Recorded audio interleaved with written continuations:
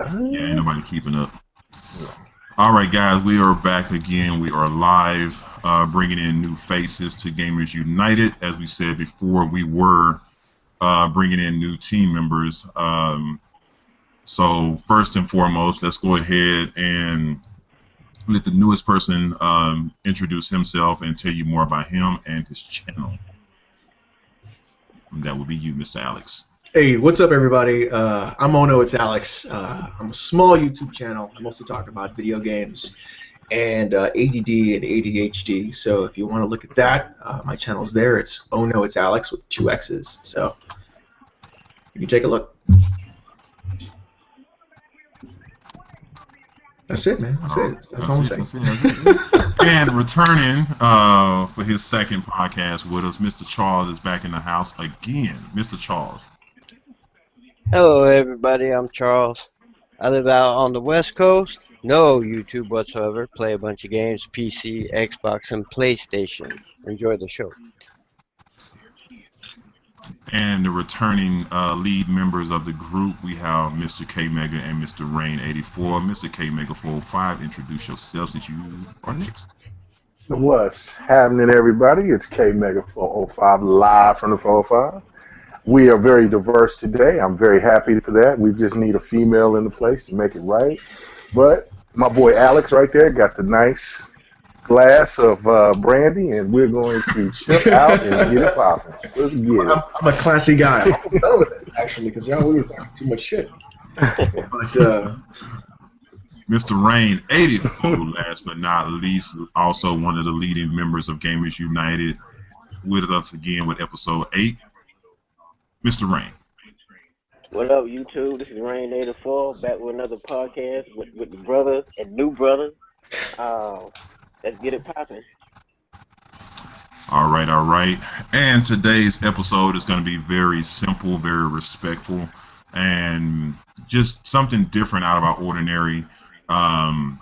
We wanted to talk about a few topics right now, and mainly that's the games that are coming out in March 2016, as well as some of the services of games for 2016, beginning with the free games that are releasing on PSN and the free games that are releasing on Xbox Live. So before I actually go into the Xbox Live one, we're going to start with PSN, since everybody thinks we're always so against Sony. So we're going to show why we're against Sony as far as some of their stuff that goes through. So these are some of the games that are releasing for the month of March for PS4, PS3, and Vita. First, coming for the PS4, we're going to announce the first 2 free games for PSN, and I want you guys' honest opinions on these games. So we're going to start with the first game, PS4, free for March, Broforce. that's a fun game. That's actually a really fun game. Anybody It's else? fun. Yeah, it's fun. It loses novelty in about the first 25 or 30 minutes, but it's a fun game. You know, it's not a bad game. I definitely wouldn't pay more than $15 for it, but I got it on free PC. this time. It's free, yeah. You know, it's not a bad game. It's loud. It's definitely a loud game, but it's a fun game. It's not bad. It's a good indie game. I think if you're gonna look at someone like Devolver Digital as a publisher, they put out really great games. I just picked up Devil Daggers 2, so that's a good one. Yeah. Okay. See, we got positive notation, no negative. Okay.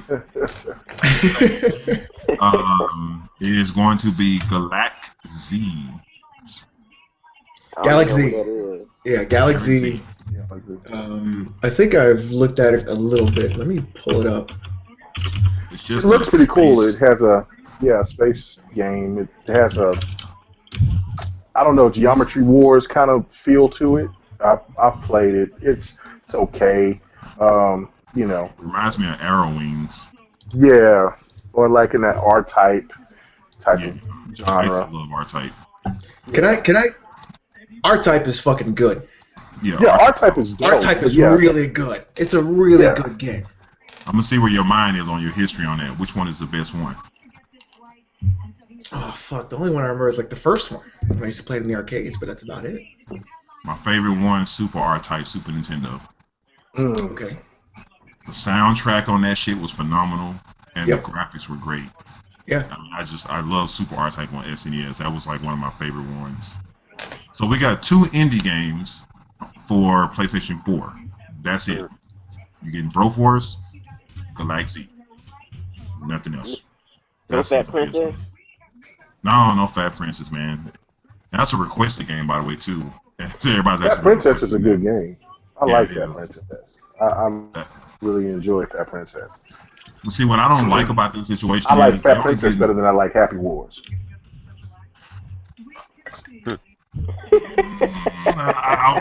I couldn't even say that. You know what? Fat Princess is awesome. I'm not gonna lie. And Happy Wars is Yeah, cool, but it's only if you get a good squad with you that's gonna play with you.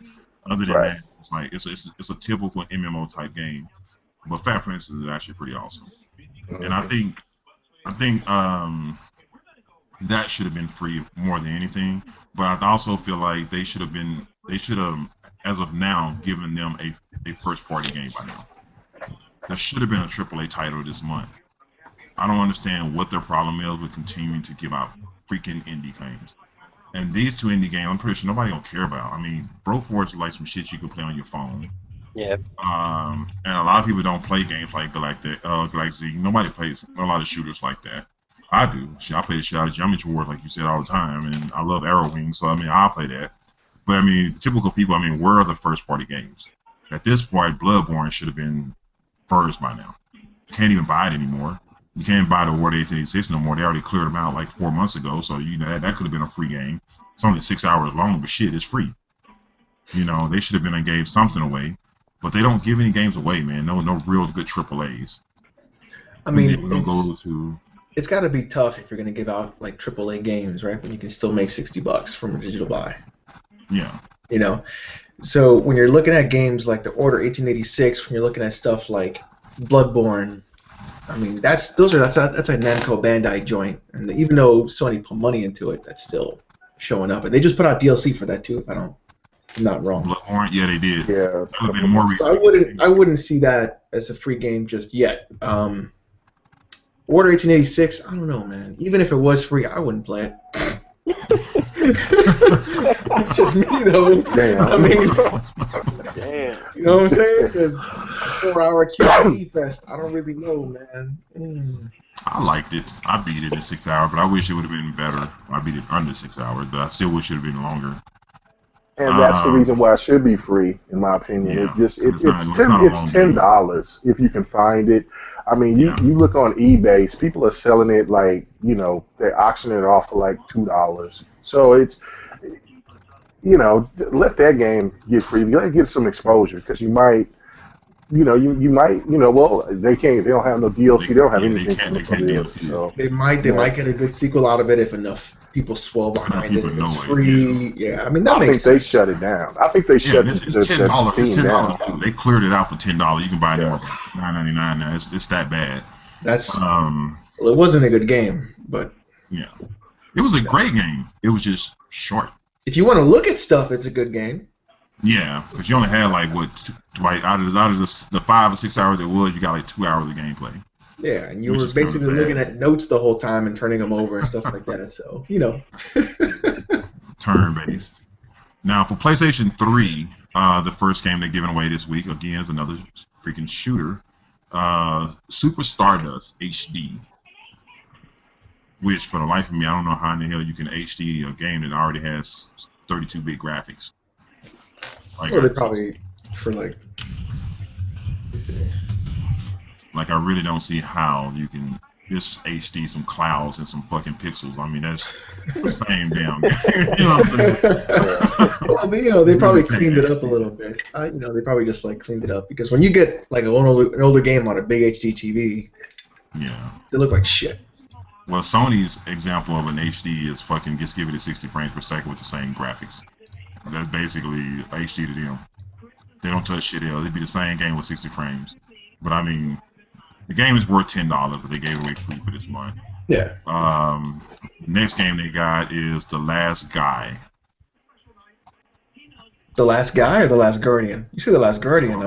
The Last Guy. Another indie game that looks like Grand Theft, the very first Grand Theft Auto game. It's all overview type shit. Is it on Steam? Let me check. Yeah. Yeah, I've never even heard of that game. No, Last Uh, Guy. the shit looks terrible. It You looks know, like you playing Pac-Man, but you're getting chased by a lot of people. That's actually what it looks like, a Pac-Man game. It's called The Last Guy. huh. There's like an escape zone kind of a thing too. Yeah, it's just a zombie apocalypse, something shit. He's getting chased by 100 zombies like a million miles an hour. It's kind of weird. Yeah, he's rescuing all these people and shit. And it's like dumb as hell. Like it's like looking at somebody on Google Maps and shit. You know, it's just It really is. Like I'm looking at screenshots now, and it really is just like pictures of Google Maps, like just like your lined Google up. Maps and some people running down the street. That's And some then just dumb like a shit. green outline where it says escape zone, and you just gotta like get in there. It really is just that. I'm not lying. That's pretty terrible, man. But and last but not least, I think this one's gonna be for the Vita. Something called Flame Over. Flame over. Flame over. Flame Over. That's their other free indie. game. Okay, it's on Steam. Yeah, it's Yeah. another indie. And then something called Reality Fighters. I'm telling you that all 6 of the games we named, I'm pretty sure everybody who's watching this video has never heard of any of these games. Is it coming I out know. on ABC? What, ABC always be Network? crappy? So So basically, looking. Go ahead. it, Go ahead. so basically, it's a game you're playing as like a firefighter. Yes, Yeah. It looks like a phone game. it does. And you know what they're charging for it on Steam? $11.99. Wow. Yeah. Yeah. And it's $10 on Vita. Yep. Huh. But I'm like, this is 6 games we just named. These are the free PlayStation Plus games for the month of 2016, and these are your free games. That's So, weak, man. but you know what? That Flame Over game, as I'm looking at, it, don't look that bad, but it does look like a phone game. It's a phone game. It looks like really good. Like you would good. Like you'd be Yeah. okay with like an iPad and like a touch interface and like be doing Right. it there. Yeah. iPhone Because 6. the graphics look pretty cool. The game, I mean, the graphics look pretty cool. I mean, it looks fun, but I mean, yay, Right. you know, yay. I So mean, that's just 6 games for PlayStation. Go ahead, K-Mega. they could have gave that Drive Club that they've been saying that they were going to give out. I mean, they could have done Injustice, the Ultimate Edition. They could have done that. I mean, hell, bring Mac. Yeah, I mean, and as much as everybody hates fucking Knack, I mean, if it was free, it's still a AAA title. Yeah, I download It's it. free. Yeah. You know, Like Alex said, he'd be right back. I got Um, I got a little love hate for that game for some reason. what, Knack? Yeah, like Getting the it could big have been treatment better. It could have been better. You know, I wouldn't say like it sucked all the way. I kind of enjoyed it playing it a little bit, but it wasn't just all the way just terrible. But it wasn't a great game. Yeah. Well, I feel like we could have, it could have been better. You know, if it wasn't the fact that they pushed Knack down your throat, like it was just the best AAA title ever created for PS4, Right. that would have been one thing. But the fact that they made it seem like it was such this amazing game for the PS4, and then you look at it, it's just like, you could do this on PS3. You know, there's nothing in this game that shows me why the PS4 is supposed to be so much more powerful than the PS3 and all this kind of shit. This is a game that could have simply been done on the PS3. And that's what pissed me off about it. It could have been so much more. And it's less than what they actually threw it out there as. But what hurts me is, like you just said, this is one of the games from March they could have gave away for free. They still giving away really, really terrible games for free. I'm like, come on, bro. Indie game after indie game and after indie game. When are you going to give a game out of your pocket? You know, Sony, they're going to continue to do that because, you know, every time they advertise those games on YouTube, they get like 30 million hits and everybody love it in the comment section. I'm like, damn, really? Well, all I gotta say is this is not the Sony that were all about gamers 3 years ago, right? When they were launching the PS4 against the Xbox, this is not what they were telling us gamers we were going to get. Nope. Absolutely not. Bragged about at E3 about us getting all these wonderful titles and how they were for gamers and shit like that. They just been giving us garbage. And I want to show you guys something that's going to make y'all laugh. I want to show you this before I go to the next step. When did they announce this? They announced it the other day. They probably already pulled the video. They did. So Sony actually posted a video that was titled "Games for March," right? And these 6 games were in that trailer. And when they released that trailer, it had like 26 likes, and it had about 1,000 or 4,000 or 5,000 dislikes. Like, no shit. They've already taken the video off of Sony's PlayStation. If you go to PlayStation YouTube now, the whole video has been taken down now. When they announced, nope, it's still there. Check this out. What game was that? No, I'm talking about Sony's video when they were advertising their free games for March 2016. Oh boy! Hold up. Let me share this with you. Hold up. I'm sharing this with the public too, so I want everybody to be able to see this. PlayStation Plus free PS4 games line of 2016. Look at the likes and dislikes. Oh, wow.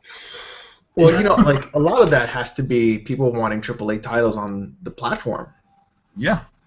You can read the comment section. Yeah, exactly. He said, why do we keep getting games we can play on miniclip.com for free? For free, yeah. 756 people agreed with him.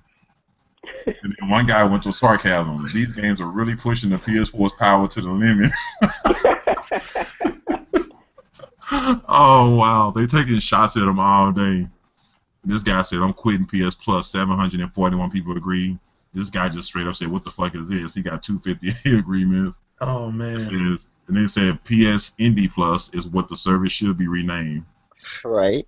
I mean, there's so many good things you could have for PS Plus, right? And it's good that they're getting a lot of indie developers on a console because you wouldn't see that unless you were like on PC, you know, for stuff like Devolver puts out. But when you're charging people money per month and you say you're going to have to play multiplayer behind this gate that you're going to pay for, then we're going to give you free games to make it feel a little better. You need to come through with those free games. You can't like half-ass it. You can't be like, oh, we'll just grab whatever garbage they throw on Steam and throw it on our system. You can't really do that because people catch you and they're gonna nail you like they're doing here. Yeah. Here go Philip. He said remastered Tetris for April, I guess. One guy says or Pong 2016. One guy said, hey, don't forget about Bejeweled. You know, I wouldn't be surprised. I wouldn't be surprised. They are killing them in the comment section. This is really bad, man. One guy said, I sold my PS4 after watching this video. I said, this is pretty bad. And I'm just like, they're getting killed all the way down. Like, this is what their fans are finally speaking out. I mean, that's I gotta say, Rocket League was a good call. Now that the video... When did they get Rocket League away? Last month. Okay. Yeah. That video you just showed. Now, you know, GameSpot and all them other news YouTube channels, they're not going to show that. No. They're gonna make sure Sony never gets shown in a bad light like that. They would never do it. So now we're gonna go to the Xbox Live, the Xbox Go games will go for March, and go from there. So these are their 4 games.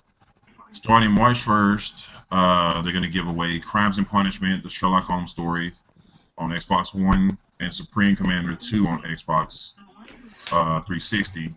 That's backwards compatible. So that'll be from March 1st. Sherlock Holmes? Yeah, that Crimes and Punishment. I got that on PC already. Yeah, I was looking at that on Steam just now. Yeah, I got that on the third. I got on the 3rd level and stopped playing. It was too damn hard to figure out. Yeah, dude tried to kill me in the damn cottage when I was trying to find that last clue. Is it? The graphics on it are nice as hell though. I got to give them credit on that. But it's real. It's a real Sherlock Holmes game. Because I've seen footage of it, but I never played it. What's it like? Is it like a Myst kind of thing? Is it puzzles? Like, It's like Robbie Downey Jr., but it's not Robbie Downey Jr. But it's more like it's kind of like they mixed an adventure game with Indigo Prophecy with Sherlock Holmes. But okay, you're still doing just like him. You're figuring out clues. You got instincts and stuff like that. And it's real gory, so there's a lot of blood and killing in it. So it's like it's real graphic. So it's not like they're just gonna sugarcoat it. Your first mission, you'll be tracking bloody footsteps through trees and leaves and everything, so you find murderers and stuff. because it So always goes on sale during Steam sales, and I never pick it up. But I'm always like kind of intrigued by it a little bit. you have Xbox One? No, man, the only console I got right now is a Wii U. Wow. Yeah, Wii U and a PS3. So you haven't got neither one of the two new ones yet. No, I think they're a waste of money.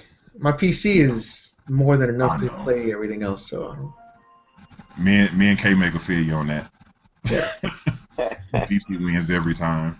hmm Uh, No, they and then after they give those two away on March 16th through the 31st, they're gonna give away Lords of the Fallen, and they're gonna give away Borderlands, which is also backwards compatibility.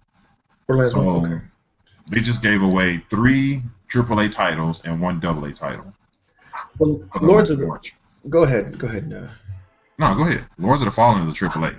No, Charles, go ahead. He was gonna say something. oh yeah, I was gonna say, as far as any giveaways, anything goes, I mostly love playing on the computer. I've been playing a lot lately on the computer with XCOM 2. One thing I like about Steam versus all these other online uh, deals you can get with the Xbox or PlayStation, I might not ever get anything free from Steam, but I can get AAA titles for as low as $5 on their super sales. It's ridiculous. Xbox does a little bit better versus PlayStation, but they're nowhere near where Steam is. PC.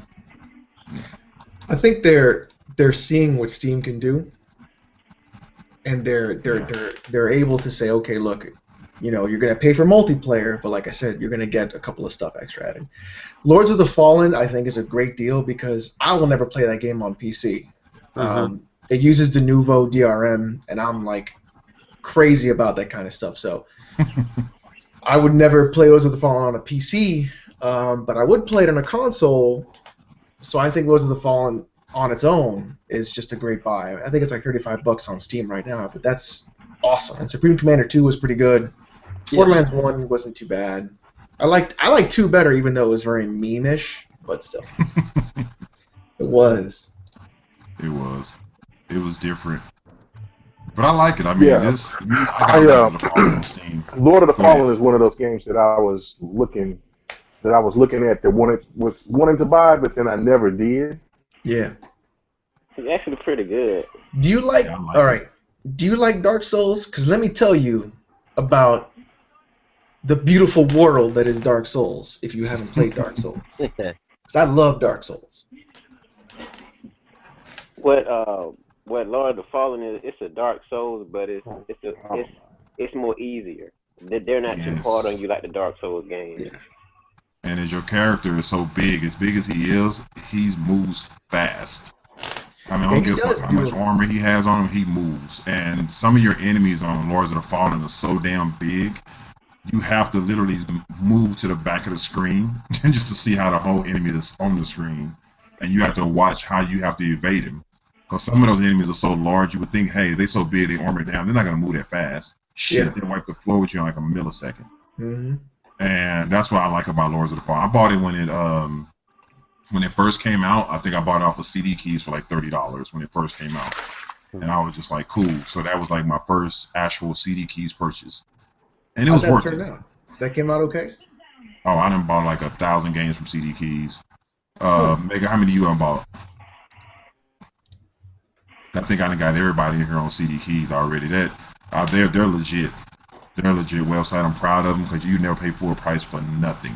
Because I remember there being a whole thing about Steam getting CD keys back and forth. Like some of them were legit, some of them got Yeah. removed from your library, like all kinds of stuff. And now that was on one game, and I really don't remember which game it was. I think it was Far Cry. It was Far Cry 3 or Far Cry 4. I couldn't remember which one it was, but it was one of the Far Cry games. CD Keys got a hold of those keys, and they were fake. And yeah. and people they kept going through on Steam anyway. So Steam blacklisted that one game from any purchases from CD Keys. But it was funny because everybody gave CD Keys all this crap about it, but they refunded the keys and gave you brand new ones that actually were legit. Oh, shit. So yeah, it was just that one game. So all they did was when they banned it, all you did was report it, and they would deactivate the one they gave you, and they'll issue another one through email. And they did it instantly. It wasn't even like you had to wait a week or two to do it. It was like the moment you did the reply back and they replied, they'd be like, "Oh, hey, we see that problem. Boom, check your email." It was like within 5 minutes, you got a brand new key and it worked. The new Doom plus DLC is $36. That's where I'm buying my Division from. They got the Uplay Division key on there for like $34 with the DLC. That's I'm like, kind of who wouldn't tasty. do that? Yeah. So I'm like, I've been buying so much stuff from them. I think I got like 19 games from CDQ already. Maybe more than that. I've been buying too many damn games from them. Yeah. But, Xbox. Also, I don't know if anybody did anybody talk. I'm getting a lot of feedback, so You're breaking up. I I'm didn't getting a hear lot of crazy nothing you just feedback, said. so it's kind of like delayed. But did you know anything about the 750 $7.50 for Metro for both Metros, and it's Yes. 750 for the for both of the Saint Rose, like Get Out of Hell, and then the Saint Row 4 collection or whatever. It's like 750 for both of those packs. Well, it's $15 altogether. I mean, you can't beat that. You can't beat Hold that at up. all. I They got some forgot that. great I'm glad you mentioned that. games Hold for on a gold. second. I That's really crazy.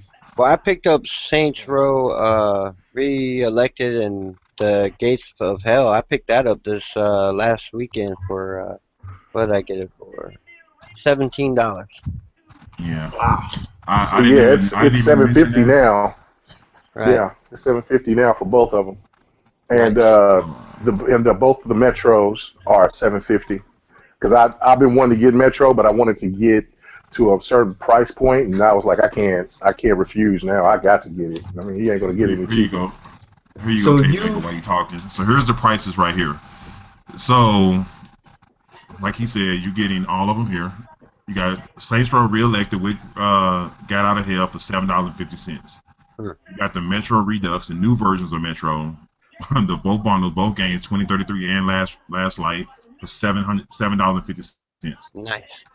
Then you got Call of Duty Black Ops 3 for $40. You get the deluxe edition with all the DLC that's normally 100 for 80. But here's the real pickle right here. Let's go down. I think they took the other one. No, they didn't. There you go. So then you can get all the old Saints Rows, Saints Row 1 and 2, and all of them for $2 a game. wow. And then you can get Oh, I didn't see Escape from. that. Oh yeah. And you get Saints Row the Third for $3.75. That's worth it. Yeah. I mean, easily by far. Then you get both Dead Islands, the Dead Islands Riptide and the Escape from Dead Island for $7, and you get the original Dead Island for $3. Wow. That's in the Xbox store right now because I Right didn't see now. the Saints Row. Yeah, I've it's seen right the now. other. I'm about to purchase right now. Hey, Xbox is getting my money. K Mega, you play Metro, right? Yeah. Yeah. Have you heard of Stalker? No, I've never played Metro before. This is the first time. No, All I right. have not heard of Stalker. Never heard of it. So, Shadow, you've heard of Stalker, right? Yeah, I have all three of them. You got all. See, you're my man right now. So, Mega, if you like Metro, Yeah. then you and I got to get together so I could teach you like what is the gloriousness of Stalker and like how amazing that series is. Mhm. Because take Metro and just multiply it by 100, and you basically have a Russian Fallout, which is exactly what it is. Really? Yeah. Wow. So Yeah. if you take That's on the PC, right? yes for Yeah. PC, you take Fallout, you make it crazy hard, so Okay. like everything counts, like all the weight, all the bullets. You got to get bandages to bandage yourself up. You got to do all kinds of stuff, and you make it in Russian. So it's a little crazy. Then you have Stalker, and a lot of the Metro guys used to work for the Stalker company or for CSC, who made Stalker. Yeah. So if you like Metro, then you'll dig Stalker. It's kind of like Metro's kind of like the beginning point into the Stalker series, and it's really really good. I'm playing Clear Sky now actually. Really? Well, I've seen my son play Metro and what was it, Metro 2033, and had the time to play it, and so I've always been intrigued by it. And so when I seen that they were bringing it out for like a remake, I was like, okay, I'm going to get it. But like, man, you can't beat a 750 price point. Like it's No, right now, you I'm getting can't. Saints Row right now. Yeah. I've been kind No. of debating it because Saints Row has been like, I like the way the first two Saints Row came out. I thought it was more grittier than Grand Theft Auto, but it got kind of crazy with the flying dildos and people jumping around. But I mean, for It's definitely 750, not for your it's kid. a I'll tell good you quality what. game. So I mean, you can't beat that shit. So You just wait for Bernie Mac yeah, to come out there and where I say Jagalang, Jagalang. one of the I will say though, if you yeah. get into Metro, like the cool stuff about Metro, and if you play Stalker too, so like in Metro 2, 2033, I think is what it's called, the technical Stalker. lighter. Right here. Yeah. What happens is, so like let's say you get blood on your gas mask because you got to wear a gas mask outside in the radiated wasteland because it's all irradiated. So if you get blood on your gas mask, you have to hit a button to wipe your gas mask clean for you to see. So if you just take something like that simple and you multiply it, that's how it is in Stalker. Like you have two crouches for Stalker. You have a crouch, then you have another crouch to like aim even better. It's crazy. Yeah, you'll like that a lot. I Wow. got Yeah. Metro Last Definitely Light. I think I beat enjoy it. 2033. I never beat Last Light. Oh, Last Light, You that's okay, what it's man? called. Now, Last Light was so damn hard. Like, one thing I would give them credit, though, on the Metro series, they followed each other with the same characters. Yeah. So it continues right where the first one left off, so you know what the hell is going on from from 2033 to Last Light. You know you're continuing right where it left off. Well, it was a But I book. like the. Is that why it's like that? 'Cause Metro I've never. 2033 was a book. It's a book in Europe. And you can pick it up too. Yeah, I'm gonna have to download the digital version and put it on my phone so I can read it while I'm at work. I love that game. I mean, when I first played Metro a long time ago, I was just like, man, this game is so badass. And then I was just like, then it came out again on another system. Then I got it on PC. And then they said, oh, there's a Redux version with new graphics. And I was like, the graphics ain't gonna be that much different. And then I ended up making 2 videos with it, showing them side by side, and then showing everybody it worth the money. I showed scene for scene exactly how they look different. And it was a big difference. They did a good job on the Redux. And I got to give them credit on that. So now I don't even have the regular ones installed anymore. I have the Redux ones installed. Yeah, I just same. removed the old one. You did the same thing? And the Redux has all the DLC, so you don't have to worry about it. Yes. But I love the creatures on it. The hardest part on that game is those fucking spider wolves things. Those things piss me off so much when you have to get out of that nest and they was just coming every damn where, and I was like, I gotta kill this thing some kind of way. Then you get past them and you have these fucking wolves that are climbing all on the ceiling and roof. Yeah. Get out of there. You know what I'm talking about? Yep. The part where you have to get across that boat. You have to ring that bell for the guy to come pick you up, and you got to survive till they get there. That's the hardest damn stage I've ever played on that whole game. And I'm just like, it's ridiculous. But it's a good game. Yeah. I think that scene is very similar to when I was playing Stalker and I forgot the name of the enemy, but it's the one that turns invisible and then has like a gas mask for a face, and it just chases you around everywhere. And the only you can't kill it when it's invisible. You can only kill it when it reappears, and it only reappears behind you. So you have to like kind of like figure out how to kite it out. It's nuts. But you know what? That reminds me of Remember Me. When you have the guy, you have to keep making the lights come on to make him appear. He would just whoop your ass in the dark. Dude, that game, Remember Me, had some of the best finishers I've ever seen. Like bad game or not, it wasn't a great game. It wasn't a good game. But when you were fighting somebody and you sit there and all those little pixels came out of your arm and you blasted them through some dude's head and then they came out the backside of his head, that was some of the coolest stuff I've ever seen. If they would have made that just a good game, it would have been great. I think they made your character. See, that was the thing.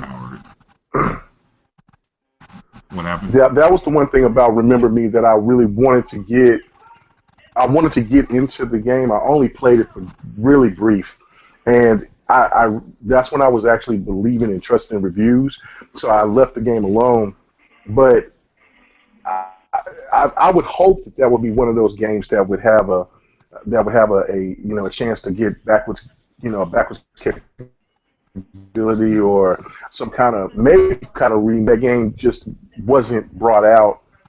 It just wasn't advertised great for one, and I know that I've heard that the game wasn't really that good, but it had a lot of the direction to it that was really smooth. That I thought that if they capitalized on it with another iteration, they would hit a home run with it. My opinion, but I don't know. I only played a little bit of it, but I wish that they would bring that through that backwards capability, or if you PlayStation Now something. If you go back and play that game, like I got it on PC. I never bought it on a console. Never even played it on a console. Never tried to play it on a console. But if you go back and you play that game, you have to really play it patiently. Yeah. Because once you got past that first really main boss, the big black dude, and you like fighting like a big ass arena type style, once you beat that guy, you seen how great that game was going to be from that point on, because it actually got better after you beat him. After you beat him, it was over, because I think once she got her memories back, she became a much powerful person. I think building up to her character to get her memories back is what damaged that game. They kind of drugged the story along in the beginning so slowly, trying to keep things secretive. Hey, I'm the one calling you. Who are you? I don't know who you are. Go here and go there. And you figuring out things on the way. And a lot of people don't have patience for that. Yeah. And the first time you see them, her go into somebody's brain and rewrite their memories in their head to stop them from killing her, I was like, that's some cool shit. You go back and just rewrite somebody's own memory. Because that woman was going to straight up kill her before she did that. And it was just like, then she go back in there and make it like somebody else killed her husband. And then they commit suicide, which is nuts. Yeah. And so, like, that game has so many good things going for it, but it falls flat. Like, I beat that game in about one sitting. I did it in like 5 hours. Wow. And like when you play that game, you're just like, there's so many good things here that could really make it great, but like I really can't figure out what makes it not as good as it could have been. Like, I don't know if it's the linear levels, like the subpar platforming, the fighting system that was actually really repetitive because you would just heal yourself while you were doing the combos, and there wasn't really ability to like, oh man, am I gonna die right now? No, because I'll just hit A, and I'm just gonna heal myself all the way through again.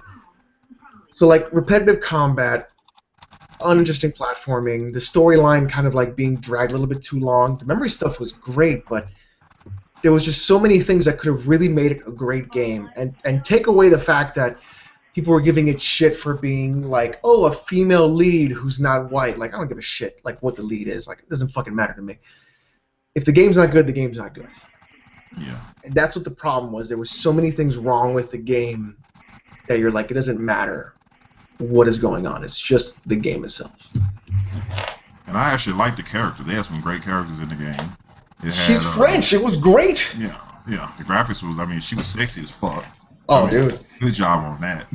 Just beyond words. You think we joking? Like, if you ever see her walk, they actually they literally make the booty jiggle. Whoever took the time to make her ass move, thank you to that guy. Because I'm thinking, they definite contender for internet white. Definite contender. Next to Chun-Li, it's her. And it's cool because it was actually different, and I felt like it could have been more to it. Ooh, like he said, the story drug along. You said what, K-Mega? He said, ooh, Chun-Li. I just said Chung. You said Chun-Li. I just said, ooh, Chun-Li. Lord have mercy. But see, now, all the characters in Street Fighter V are pretty well bit and pretty impressive. I'm looking at Laura, because Laura... They got a nice tones, but keep going, I'm sorry. See, Laura made me... Laura's badass. Laura and Armiku right here. Yeah. He said Armika will be pregnant by Friday. That way she can sit on your face. That'd be the new special movie. Oh Lord, where are we going with this podcast? Yeah. All right. If you're nah, drinking let's go Shadow, because I to finished mine, that's what's up. not yet. But nah, let's look at this Yeah. list right here and present it to everybody. These are the games that come out in March. We're gonna go down the line and we're gonna know what's everybody's opinion. Oh shit, I forgot to open up the Q&A section. I'm so bad with that. It's all So good. everybody who's watching, oh, we got a lot of messages over here. My bad. So I'm glad I made it. Thanks for And the you invite. slipping. Now, there's another guy named Dion been trying to get in here, man. Shit. Dion, are you following me on Twitter? Because if you are, I can send you the link. PC has its place, but what about games that never end up on PC, such as Destiny, the most played online game of 2015? That's what he said. Is it really though? Is it really the most played online games to 2015? I mean, For the consoles. for the console? For the consoles, yeah. They played the I shit mean- out of that game. WoW kind of really still does the most online played game for a while. It just funny to me with that Destiny because Sony dudes, they hypocrites, man. They rip Titanfall apart for being always online. But then here comes Destiny, always online game, and they love it. Yeah. It's There's hypocritical. so much good and so much bad with Destiny, and I kind of noticed it the second I played the beta. I said, you know what, this game is not for me. There's a damn mouse cursor in the menu, and you're not putting it on PC. There's a serious problem off the bat already. I have a problem. But I don't know, man. I got wrecked with Halo, so what can you do? So here you go, March 1st. This is the first game of March. Yeah, It's coming out on Halo. Tuesday. It's for the PS4. It's Heavy Rain Remastered. I never played that game before. Oh my god. Heavy Rain. Yeah. Yo, let's talk about- remastering. Go Oh, ahead. are they gonna fix that sex scene? Probably not. Because that was the most shitty, awkward sex scene I've ever seen in a goddamn game. Yeah. Fucking David Cage. Now, what's really funny, you talk about sex scenes in the games. Dude, Indigo Prophecy sex scene was fucking explicit as hell compared to the bullshit that was in Heavy Rain. I mean, they went straight out fucking from every angle in that game. I mean, I'm like, how do you actually put that in a video game and get away with it? Then find out that the PC version was an adult-only rated game. Yeah. Yeah, I didn't know that. So I was wondering, I said, because they were straight out fucking in that game. And I'm like, there's no way you getting away with selling that in a retail store. And that's exactly why you was able to buy it online and not in the store. Because that's why. Or fucking I was just press like, okay. X to Jason. Like, come on. Like, you're just screaming Jason. In a For higher resolution. Winning minutes. Oh, man. Hmm. All right, second game, March 3rd. Black Desert Online for PC. Does it online? Isn't that an MMO? I don't know. Let's see what it is. Because Meeting Bart Simpson in Black Desert? it's got to create a character. All right, skip all that. Where's the fucking gameplay? No, it's Polygon. They ain't gonna show gameplay.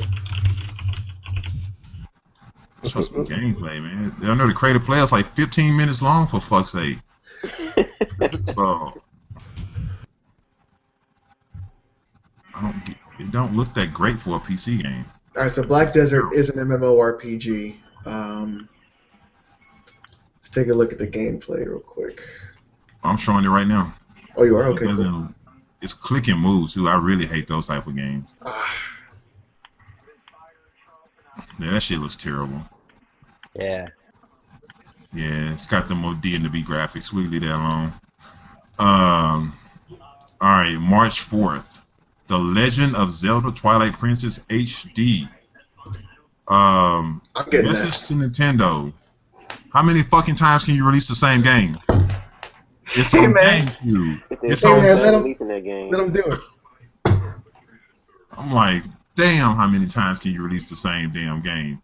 And where the hell did K-Maker go? I didn't say Twitch, I said Twitter. Dion, if you follow me on Twitter, you would be in the game already. 'Cause that's where I sent the link. I gotta say though, I haven't played Twilight Princess, and I've been trying to get all my emulators up and running. Yeah. So I'll pick this up. This I'll pick up. Oh, Yeah, and it comes with that amiibo, man. Oh, Yeah, because that you know, amiibo. slap yourself on the amiibos. Slap I'm a sucker yourself. for Nintendo, man. I'm a sucker. Yeah, I'm a It says, sucker how for do that you, crap. Dion said he tried to get in here earlier, 40 minutes ago. If you don't follow me on Twitch. And I was talking about Twitter because everybody who follows me on Twitter is in here. It says, how do you guys feel about consoles going mostly digital?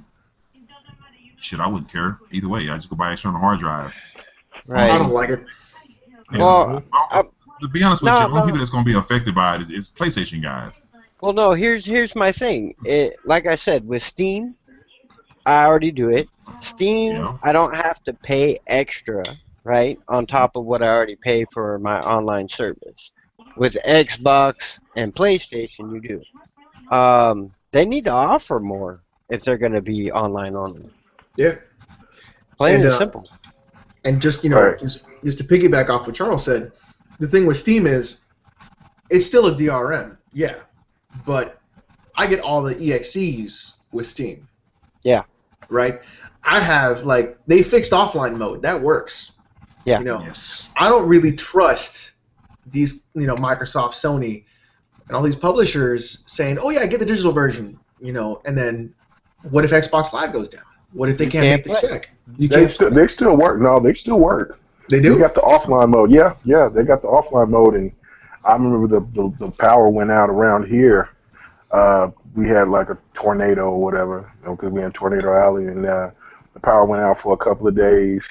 Well, not the actual the internet, I should say, and we couldn't use the internet at all. I went on offline mode, and the games that I had, that was available at the time, I could play offline. That's So good.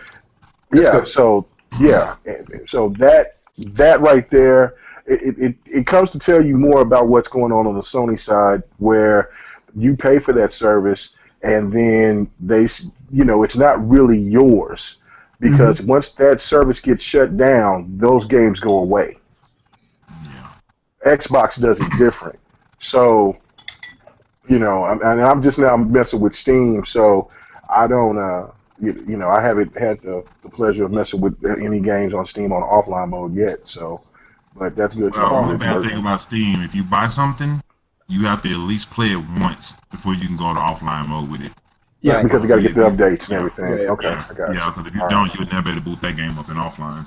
Hmm. But Okay. they, All right. Gabe Newell said multiple times, he's like, "I'll dissolve the company before I do anything like that." Yeah. Mhm. All right. So, fuck Nintendo and releasing that same game 3 times in a row. Hey It's the man, same that's all damn right. game. They keep saying it is back with high definition remastering. Bitch, I can do the same thing on Dolphin. Kill yourself. I got Uh, Dolphin. Yeah, I got Dolphin. I was just yeah, gonna I say can I, do the I same just shit. downloaded it to Dolphin, so last week. Oh, So by the way, Charles, not Charles, Alex, Yeah. turn this shit off real quick. Hold up. You see this right here? What's that? USB. Oh no, I got you beat, man. Hold up. I got you right here. Watch out. I want him to go get one. Look, man, I'm not a one upper, but I'm a one up today. You see All this right, right show me, here? show me. It's white, so you can't see it. This works with your Wii U Pro controller. Yep. Nice. So you can set up your Wii U oh, Pro controller on your PC and play that with all your Wii and Wii U games. nice. See, that's what I was just going to tell you about this. This thing here, you pop this in. They got a software for it already that works with Dolphin. Oh wow! You pop it in, you can play with the Wii remotes on Dolphin. And the Steam Link picks up the Wii U Pro controller now too. Nice. Yeah, so I'm using that. So again, I already got Twilight Princess HD, so kill yourself. Yeah, you do. So let's go. With DirectX 12 too. They got with the new update. Yeah, they did update it Yeah. off with DirectX 12. Shit works great with AMD cards. So we're gonna go to the next step game, as we all played the shit out this beta. Tom Clancy's The Division. The game of the month. Yes, that's a day one purchase for me. Really? I don't know Yeah. about anybody else. That's day one. Oh yeah. Well, it, But it I'm still was. debating if I'm gonna See, get this it is on what's PC. funny for me. See, this is what was funny for me about the division. And when I first seen the division, I was like extremely hyped for it. Then I heard how they were dumbing it down. It wasn't going to be anything like advertised it at E3. So I was like, oh no, this is kind of like another Destiny. And then hearing that it was kind of had some similarities to Destiny, I was like, oh, I'm done. I don't even want to fuck with it. So It's nothing like Destiny. yeah, and then I played the beta, and because people played the alpha or whatever, or which one? Not the alpha. The people played the beta before, and then they let everybody get access to it. I didn't get to play the beta, but I got to play it when everybody else was available to play it. But I fell in love with it. Man, I was I was a dark zone dweller. I was in there, man, being grimy as fuck. Did not give a rat's ass. You know what I'm saying? So that game to me, where I was at the stance where I was going to get it, then I was on the fence, and I was like, I'm not even going to mess with it. I'm going to get probably home front or whatever. To now, I'm going to get that and the deluxe edition, all digital, just going all in, man. Day one, I already got my money saved up right now to pre-order it. Matter of fact, I'm going to pre-order it tomorrow. See, thanks to CD keys, we That can get it good, on both. Mm-hmm. Yeah, I loved it. I'm getting it on both. I already got it paid off on CD keys.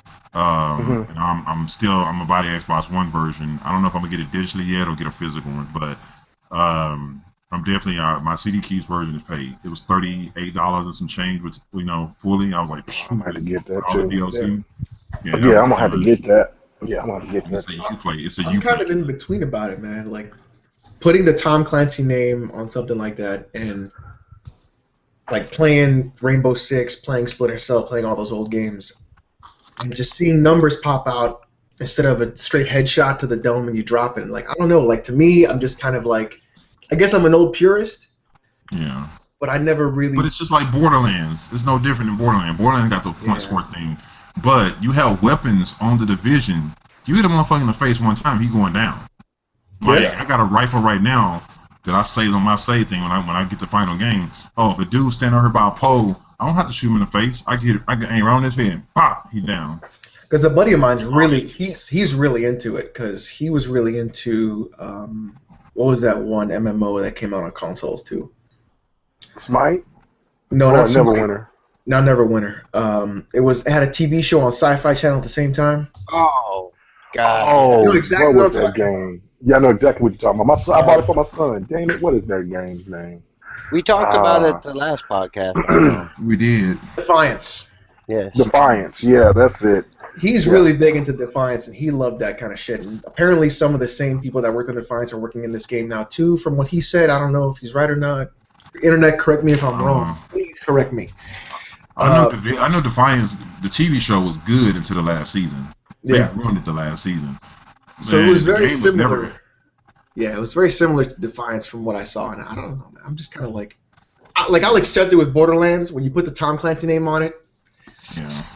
I wasn't too excited about it until I saw Brooklyn Boss's videos, and then I'm getting the game. Yeah. It's dope, man. I was definitely on the fence, like I said, and I played it. It has so many different type of games that you like all into one. I mean, like for the Borderlands to Gears of War, I love the RPG element, because at first when I seen that they were talking about, I saw the numbers and all that, I was like, what the hell is this? This is Destiny. Golly, no. But once you get into that world, and then you travel through the city, and you actually feel something. And I mean, that was just from a beta. You actually, me and a couple of my friends was walking down in the subway station where they had all those dead bodies in the dark zone. And I actually felt like, damn, this could actually really go down. This is crazy. It was really, man, it was crazy, man. It's an amazing game, man. I'm usually off into something else, but this, especially when it comes to games with a lot of hype, but this game right here, this is it. Destiny is going to be in trouble after this game. I guarantee it. Destiny is definitely going to be in trouble. I would love something like what you just said. You remember what you said about that subway station? Did you know if you actually push that little guide on your arm, it'll reenact the whole scene and show you how everybody got killed? No, I did not see that. I did not do that. Yeah. So you got a little thing you hit on you, and it'll rewind the whole event.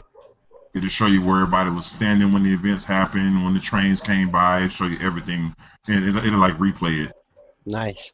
But there's a That's real mission good. on there. If you go back to the main base, they're gonna ask you to find a kidnapped person, and then you'll go back to where the you can follow the clues. It'll go to like a village that's already got the plague and everything. All the bodies are already dead and wrapped up there, and then you hit Mhm. some kind of little switch, and it shows everything. Everybody's bodies just start showing back up in a virtual world. It even shows you where she was standing before she disappeared, where she steps and everything, and you retrack it back to where she is. Damn. Wow. Yeah, Yeah. so Yeah, kind of like a little bit in The Witcher 3 when you saw that kind of stuff happen with the lamp. Have you played that? yeah. Okay. Yeah. Okay. Oh man, The Witcher 3 is so great. Hey man. But yeah, And it's this cool is. because you actually standing there and you're in that mode and you following the footsteps. It'll show you who grabbed her, Okay. and it'll show you where the tracks lead, and then it'll tell you, hey, the evidence leads to this building. And you go to that building, you hit the button again, then it shows her standing at the door, and then it shows you everything. Very Like it'll show cool. you, yeah. I mean, I That might shit have to is dope. I'm gonna have to turn down the Ubisoft hate machine to kind of Oh, like let me get into that game because I really hate Ubisoft. Oh, But any U that's gonna be good. What's up? well, any Oh, Ubisoft game I play on the console. Yeah, that's yeah. the tough part. Oh For me. yeah, I can see your I got point. every Yeah, I last can one see of them your on point. PC though. But I have Uh, I like the new was the Ghost Recon WoW. That shit's gonna be dope. I'm not gonna knock them on that at all. I think I'm oh getting yeah, that that day one. looks. It seems like they're Yeah, going in the right direction of what they're supposed to do. Instead, now I love Child of Light. I don't know if you guys played at that, but I love Child of Light and Trials HD. That's with the little princess, ain't it? Yeah, yeah, That's trapped I in the love yeah. that game. Yeah, yeah, I love that game. And those were cool little Ubisoft games, and of course, Rain and stuff like that. But I've stayed away from Ghost Recon, because the old Ghost Recons were really good. It seemed like they were trying to go Call of Duty style, which that's not how Ubisoft is supposed. That's not how Tom Clancy wants his games to be. Yeah. So, but this new Tom Clancy that's coming out with the drug dealers and all that, it seems like in the same realm of the Division, just more open world, just different, more realistic. I love that. I love that. Just keep doing what you're doing with that, Ubisoft, and you'll be all right. No more Watch No doubt. Dogs. No more Watch Dogs. No more Watch Dogs. damn. No more Watch Dogs. Oh All right. man. And the next one is going to be March 11th, the new Hitman game. It looks cool from what I've seen. Yeah. Skipping. I'm skipping it. I'm, Yeah, I'm you know skipping what? it How too. about Now how I'm about I just wait till it's done and then I'll buy it. exactly. That's what I was Exactly. just gonna say. That's what I was just gonna say. I'm not getting it because it's in parts, man. They're like, I don't want to buy a game in parts. Hitman games are meant to be played. Hey, next mission, next step, next mission, next step. They've been there like that since the very first Hitman 47 down to Contracts and all the other ones. You don't and Blood Money. You don't actually make a Hitman game in parts. That is dumb as hell. Whoever thought of that just need to be slapped repeatedly. Well, I mean, Like they go ahead. Go ahead. Go Sheeta. Go ahead, Charles. Nah, I agree. It's a world you dive in and you go and you kill. That's it. Why? I mean, if it's episodical, you're gonna be done in what, a weekend? hmm Yeah, if that. Hmm. That's what I hated about what was it, Life is Strange, when they did that like that. Because each episode was not that long, but that game was so good, I wouldn't mind having it all at one time. Hmm. But to have to wait 2 to 3 months to remember where you left off and to remember what you did last time to get where you are, I hated that shit. I'm like, dude, Life is Strange was a phenomenal game. Don't make me wait 2 or 3 months to pay, level 2, Yeah. which made no sense. And I'm like, and then when it finally came out, it's just like, okay, what did I do last time? It's been 2 months. What was I doing? And they try to reenact it. It's like, oh, well, this is what happened last time. They want to do you a recap. Fuck a recap. I wouldn't have forgot if you had waited 2 damn months. You know, To give me the full game. how many games? Yeah, how many games you play a month for you to have to wait 2 months later to get a next piece. And that's Right. what they're doing with Hitman. And I'm like, I hate that, man. You don't do games like that. That's not one of those type of games that deserves to be in segments. Now, if you want to tell me there's this massive 20 to 30 hour story in the first part, and then the next part gonna be like a big 15 gigabyte, upload or download, like kind of like Halo. Most recent update was what 18.7 gigs. They added a shitload more to Halo 5 just recently. Yeah, the rest of the game. 7 gigs. Well, no, it wasn't. It was a continuation, like of the multiplayer. They announced yesterday they're giving all the DLC for free. Yeah. Well, they So, didn't have Big Team Battle when it launched. They didn't have a bunch of other stuff when it launched. Yeah. All kinds of stuff. So they're just giving everything for free. So it's like 18.9 gigs of the first patch. They're gonna give a level. I think a level every month. They're gonna keep adding more and more to it. And it's all free. Now, if they do that, yeah, that's fine. But I mean, don't give me a Hitman game in segments. The shit makes no sense. I think. And the one thing. Oh, go ahead. Go ahead. No, go. Okay. And the one thing about this, it's Hitman. I'm not trusting Hitman to be an episodic game because of its story. I'm not trusting the story that much for it to catch my interest. I want to go in, hear the mission, get some kind of story, but not to where I have to pay extra money or wait when I forget about the story. But you gotta do it like Life is Strange or The Witcher, some with a compelling story that will just make me like, damn, I'm coming back, and I'm not trusting the Hitman to have a compelling story like that. Not at all. Yeah, and to piggyback off you, K-Mega, the story is important, but what I've noticed too is when they were talking about it, they were talking about like adding almost adjusting to feedback from the people who purchased the game about how the game should play, about how it should work, and some of the mechanics of the game. And when I see stuff like that, when you look at the broader picture and how development goes, to me that's kind of scary because when you see specific episodes change and flow and function in different ways compared to what you would expect from a Hitman game to the final product, it's going to be totally different, in my opinion. And it might not even be that good if you look at it from, like, if you take a step back and you look at it totally, not just from story play, but also from gameplay. And it just seems weird. It takes away from people being creative, from these developers being creative. They want to just appease the fans, but they're taken away from the creativity. Say what you will about Kojima. I don't think his stories are all that great. But that's blasphemy. That's blasphemy. I know. That's blasphemy around here. I've already got that dislike put on B Shadow's channel. But regardless, the thing of it is but he's creative. He does it his way, and that's you can't knock that for his artistic style, his vision. And that's something that these developers now seem to be afraid of. They want to have that Call of Duty or that Destiny hit so bad that they'll try to do anything to get that coin instead of do what gaming is, what it's always been about, is creativity, artistic style. You let yourself shine. You give your vision of what you want to bring out in this game. They're too afraid to do it. It's horrible. I mean, to me, it feels like Hitman is actually almost an early access game. Exactly. That's what it feels like.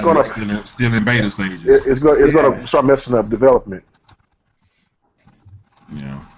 Let's go to the next game before we got a lot more to go. The next one's going to be pretty quick, so we ain't worried about that one. So the next one is going to be, of course, UFC 2. Which I played the beta and I hated it. I gave EA a nasty message of how much it sucked ass, and they instantly took me off the beta. Yep. Damn. Wow. I gave them a nasty message how that game was shit. The beta was terrible. I hated how they only allowed you to play online matches, but you wasn't even leveled up. You had guys over there that already knew how to play the game inside out. They would beat you in 2 seconds. Each online match lasted less than a minute. I was just like unreal. I said there was never a practice mode where you can actually build your character up, and they was basing everything off score points and shit. It was dumb. I said this shit is garbage. I gave them like such a nasty message, and I played the shit out of UFC 1. So for part 2 to be that terrible, I was just like, man, whatever. And the graphics wasn't even that much more improved. I mean, they show a lot of nice little screenshots with little Photoshop darkness and shit in it, but the actual in-game graphics looks nothing like that. Damn. Dion just said, well, don't forget Xbox Live is more than online gaming. It's a roaming profile between all platforms, PC, mobile, and Xbox. This includes your purchases on Microsoft Store and your email. Your Xbox Live is a server to the client server. That's why there is a price.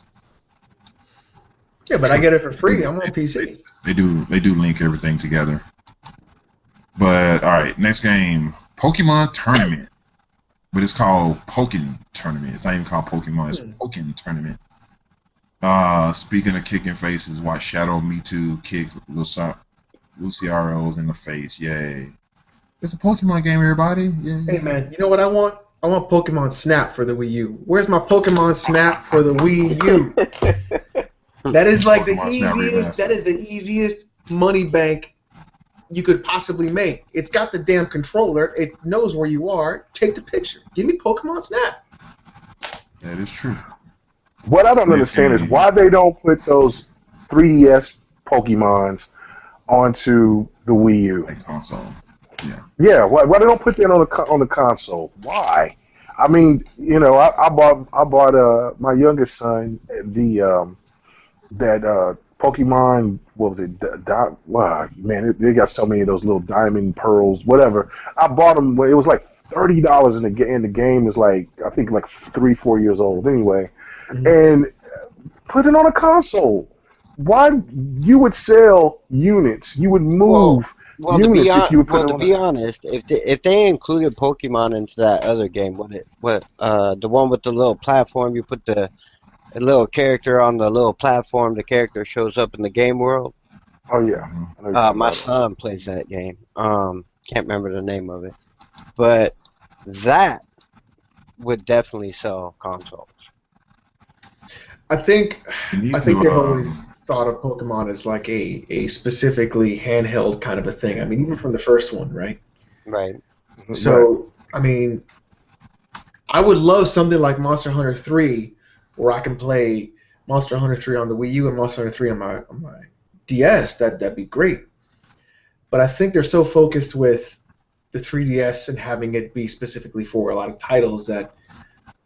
Well, with that new controller that the Wii U has, that would come into play very perfectly with. I love it. With Pokemon. That controller is so good. That gamepad is such a great idea because my girlfriend and I, we share the TV in the living room. So I have on my consoles. Right. She can watch Law and Order SVU, and I'll be on the gamepad playing every single game that I want to play on my Wii U right then and there. Right. So. Well, my cousin, her kids, same thing. You know, she's ready to watch TV. Hey, you gotta turn that off. You know, and she meant turn off the console. The kid just changed the channel, walked in his room with the gamepad, and kept playing. Yeah, and it's fantastic, and it's not a bad screen. It's touch screen. It's basically just a giant size 3DS. Really, right, if you look at it, that's what it is. So yeah, it makes sense to your point where why don't they just put it on the damn console? But yeah, I mean, you can get the first. You can make a collection of those Pokemon games, and just put them on the and put a enhanced HD version.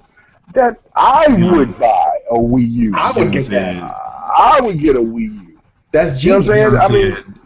Yeah. Dion said make a Pokemon MMO. He said the gaming world would end.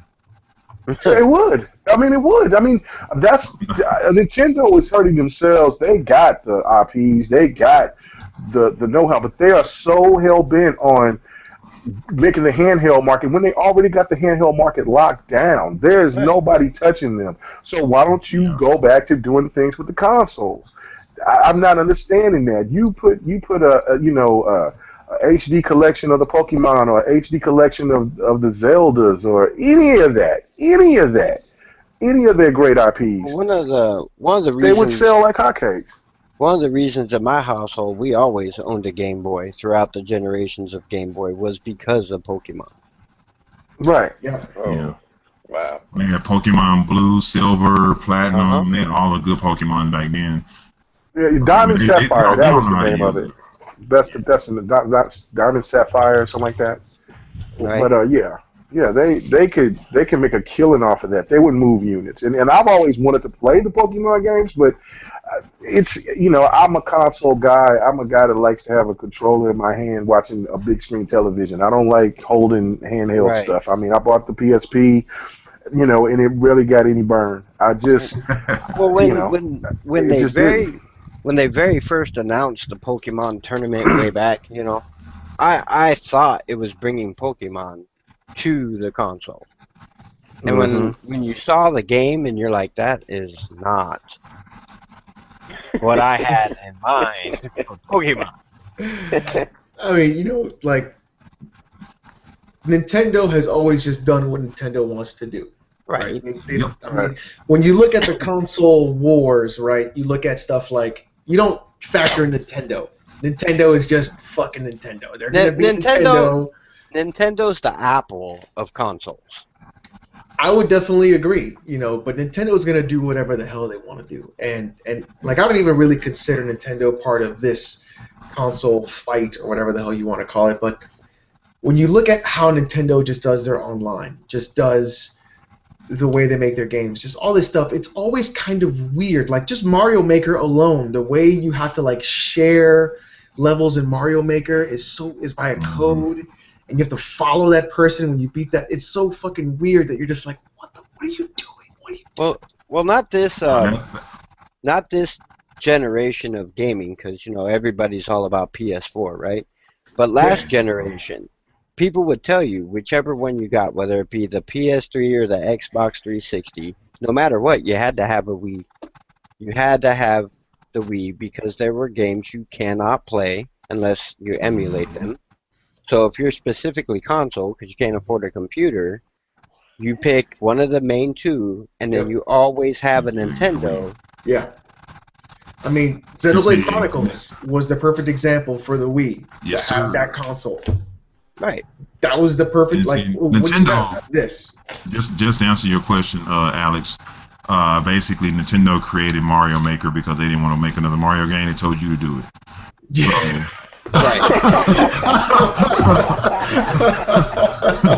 Oh, it's cheaper. That was their way of saying Go shit. ahead. You won't want Go to ahead. make it You yourself. do it. You do it. I'm tired. it's cheap. Miyamoto's tired. He didn't want to have this today. But even like right now, they finna release. I guess Hyrule Warriors didn't sell enough on the Wii U, so they decided to go ahead and port it over to the 3DS. What's the fucking point of doing that? It's gonna have worse graphics and it's gonna be on a smaller screen. Well, here's the point. There, as far as the Wii U goes, more people own a 3DS than they do a Wii U. Yeah, but ain't nobody gonna play that game on a fucking 3DS. I'm sorry. But it's also got all the DLC on there too. So I mean, I don't know. Like, It's just terrible. it's something you could do if you want to. I think it has a crossplay like Monster Hunter 3 does, but Yeah.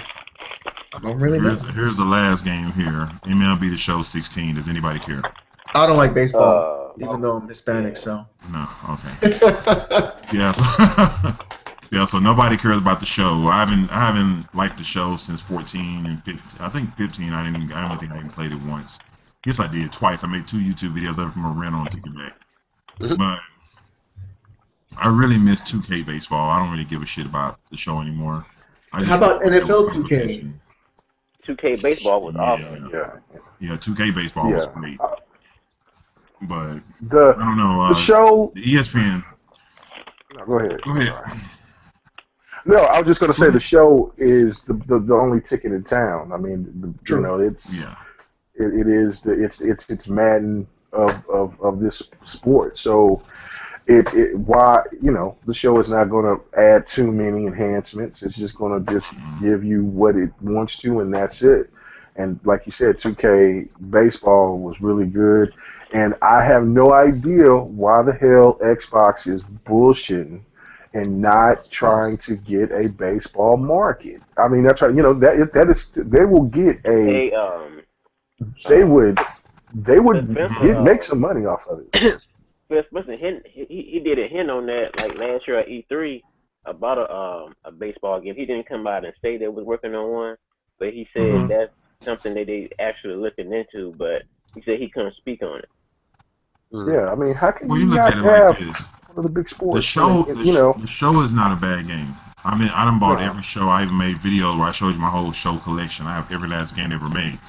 But when you play the same game over and over again, and it just seems like the same game over and over again, and they don't have any competition that would justify them or push them to develop a better game, They're not going to, and that's why I think I'm buying every year is a roster upgrade with a little bit more color added to it. All they doing, I seen the change they made in 16 was skin tone differences, a little bit of light in the stadium, some different banners in the stadium, and it's one thing that has bothered me about the show for a long time. They still have not fixed the player models' body structure. They bodies are not human beings' bodies are not built like that. Basically, they make them look short, like they have no waistlines and shit, and they make their bottom and lower body bigger than everything else. They still to this day have never fixed their structure. Even MLB 2K7 had the body structures perfect.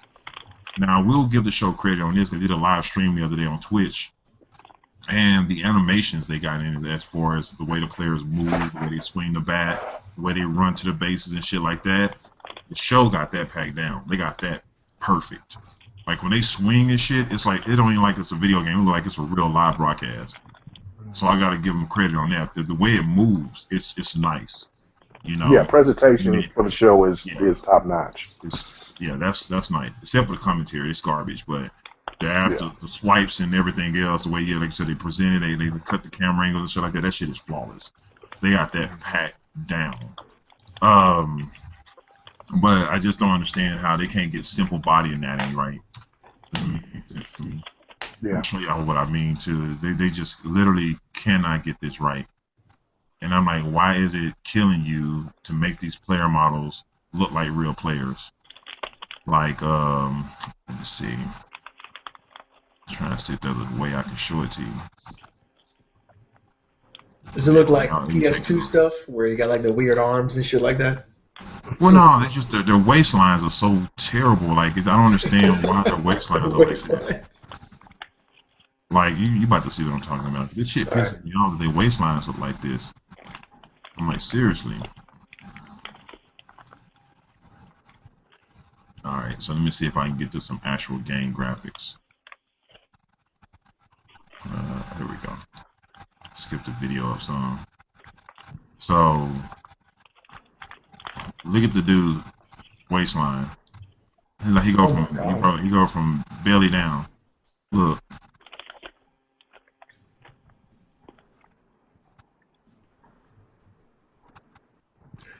It looks like he's just hanging over his pants. Yeah. Now the animations are good. They smooth as hell. They got that packed down. I want them to show him running and shit, so I could have showed you that. That's what I was hoping they was gonna show you. Show a bigger guy. Like, the graphics is fucking superb. They've always done a really good job with the stadiums, from what I've been hearing from like real baseball fans. Like, the stadiums are always done really, really well, and you can really get a lot of the detail.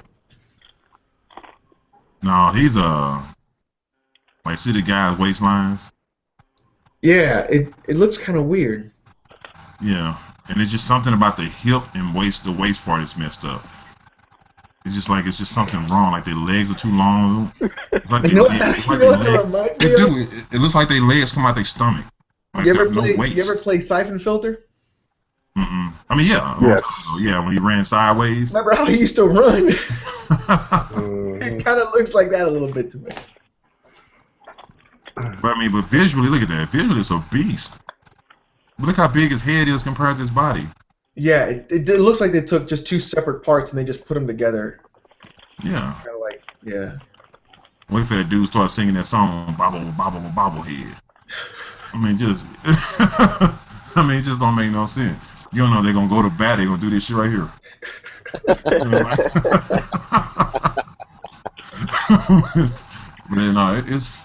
but they got everything else right. I'm like, man, the stadiums are fucking superb. You saw how they look. It looks really good. The graphics on that shit is beautiful.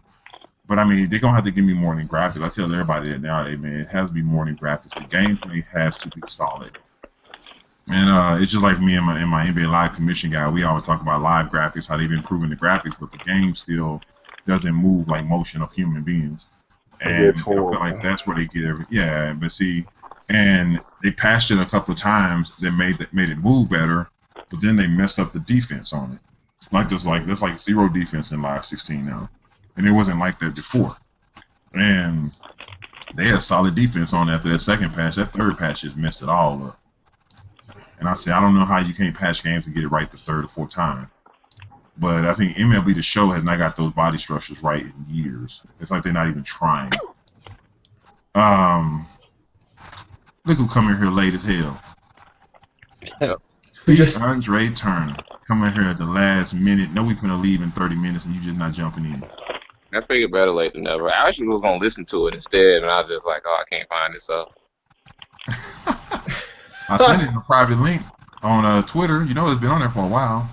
that was one for the Google Hangouts, wasn't it? That's what you in right now. Yeah, that's why I want to be like one of the people on YouTube actually commenting and stuff. Oh, you want to be one of the dudes flaming me on YouTube? Is that what it is? Yeah. Yeah, that's what's up. Dion sent another message. He said, "Whatever happened to the animated game Cuphead?" It's still coming out. And now that's coming out to PC too. Yeah, we were talking about that last time. Yeah, Cuphead is definitely still coming out. That's one of my mostly anticipated games. Yeah. That game looks unbelievable. Pony's still waiting for it to come out on PS4. If you They're Google, still gonna be waiting. Cuphead, it'll be a thing that probably says PS4. Oof. I It's like I'm waiting for Bloodborne on PC. Yeah, right. Yeah, right. You know what PlayStation games they putting on PC right now? All the PS2 games. Games from 2 generations ago. I'm like, really? Which you got one? Saga. They just put Disgaea on there just recently. Yeah, they did. They just did the GameCube version port of Tales of Symphonia. They're putting bullshit games on there. I'm like, and they did some of the older Final Fantasy. Almost every Final Fantasy is on there now. And I'm like, it doesn't make any sense. We're getting all the old PS2 games on PC now. I'm like, give me God of War. Shit, give me a better version of Heavenly Sword with the better graphics. I mean, How something about that Godhand? Sony actually made. Oh yeah. April 21st. Which one? That's okay. I like this guy, so I ain't complaining. Yeah, but you giving up. They put in Disgaea 1 on the PC. Yeah, I know. Disgaea 5. I'm like, really? We 4 games later? I mean, PC just got better. I can play that shit on my mobile phone. That's how bad the graphics are. My cell phone can play Disgaea, man. I don't need a PC to play that. Shit, my phone can And do it. no, that ain't even the bad part. You can emulate it for free on PC. I don't have to pay $20 to get it. Pay $20 to get it on Steam. I can just play it on the fucking PSX. Have you heard of a program called Ice? Called what?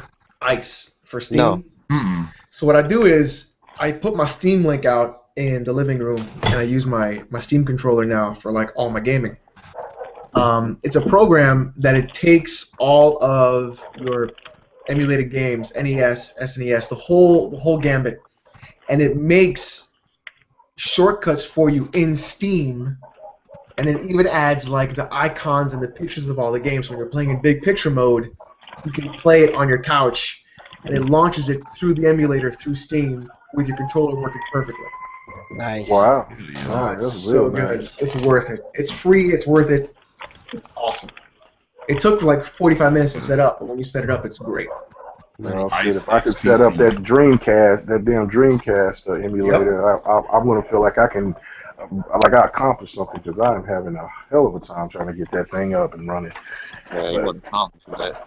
They still, has anybody ever found a person on crack the 360 emulator yet? I think they're still working on it. I know they cracked. Yeah. I think they're still doing PS3 at the same time too. Well, PS3 is going to be easier. Right. Man, But I know they got the original Xbox. They have never to this day emulated any of the Xboxes. None. I seen something on on Twitter about 2 weeks ago that they have a they were selling it. I don't know if it was real or not, but they were selling it like it was on a little USB and card, and they said, hey, we cracked the code, blah blah blah. They were advertising on Twitter. I thought they did the original Xbox. Yeah, it was the original Xbox. Your credit card. See, I really. Yeah, I'm seeing it right now. Yeah, right I now. think It's called Xenon. I think I got Doom 3 on there.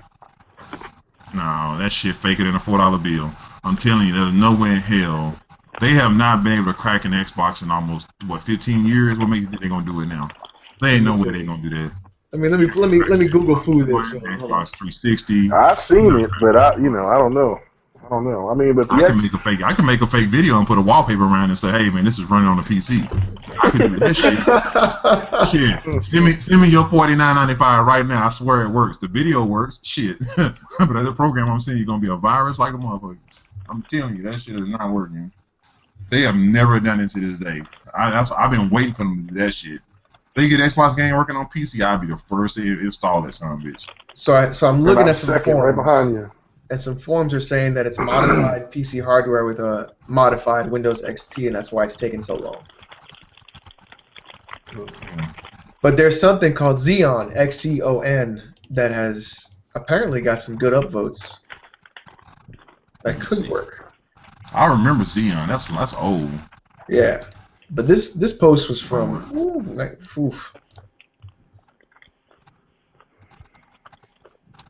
Yeah, but you notice it doesn't actually work other than bringing up the dashboard. Yeah, something. It doesn't run any games at all. That hardware is so nuts. And RPCS3 is the PS3 one apparently.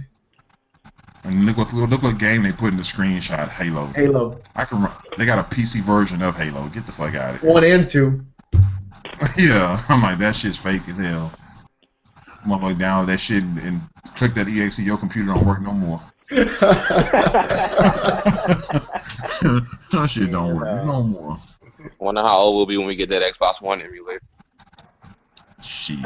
We'll be in our 50s. About 65. Yeah, you might as well just buy you an X1 when the next generation comes. Cause, yeah. I mean, was there anything really good on the Xbox Xbox One though? I mean, well, not the Xbox One, but the first Xbox. Like besides Halo 1 and 2, which you can get on PC. Oh, you had Atagi. You had there was quite a few games. Well, okay, well, Akagi or I mean, the Demon Hunter or whatever. 1 and 2. They were both excellent games. I wish they would bring those back. There was quite a few games. I just got to think of them right off the hand. But you know, there was a shooter. It was a kind of reminded me a little bit of damn it. See, it was a like from the outer body or whatever, from like how the Division is. Like third person. Third person. I can't talk. My drink is already taking a hit. Hey, that's what's up, man. So but anyway, no. But it was a shooting game. It was 4-player co-op, and I remember it was one of the first times that we did a 4-player co-op other than Halo, and well, not co-op, but 4 players, and that game was really fun. Full Spectrum Warrior. Say that again. Full Spectrum Warrior. No, it wasn't that. I know that's on PC. You were shooting like aliens and stuff, and I want to say something. Perfect Dark? No. No, it wasn't Perfect Dark. Damn it, they're gonna make me. It wasn't. No. Well, yeah, we had a lot of good ones on there. I mean, anything like we talked about in our last videos, like Jade Empire, Doom 3, Conquer, Burnout Takedown, Bruce Lee, the original Need for Speed Underground. How could I forget about Takedown, Burnout? That's a classic. Left 4 Dead. Psychonauts, even though I never got a chance. First Left 4 Dead was 4-player shooter. No. This was Left 4 Dead was on 360. I thought it was on Xbox. Oh yeah, it was 360. Mother lover. I even love Sonic Heroes. It was. I thought it had something that was called Force at the. It was in a title somewhere, but it was like one big guy. It was a blonde-headed chick, and there was 2 other people, and they all had guns and stuff. And you would run around and you would shoot, and it was in 3D, but it was in third person. That game was really fun, but it was 4-player. I could not think of what the hell the name of that game was. My friend had it when he bought Halo on PC. Hold on, quick. I think I know what you're talking about. Let me go see right quick. You know, they should bring back to be really kind of cool.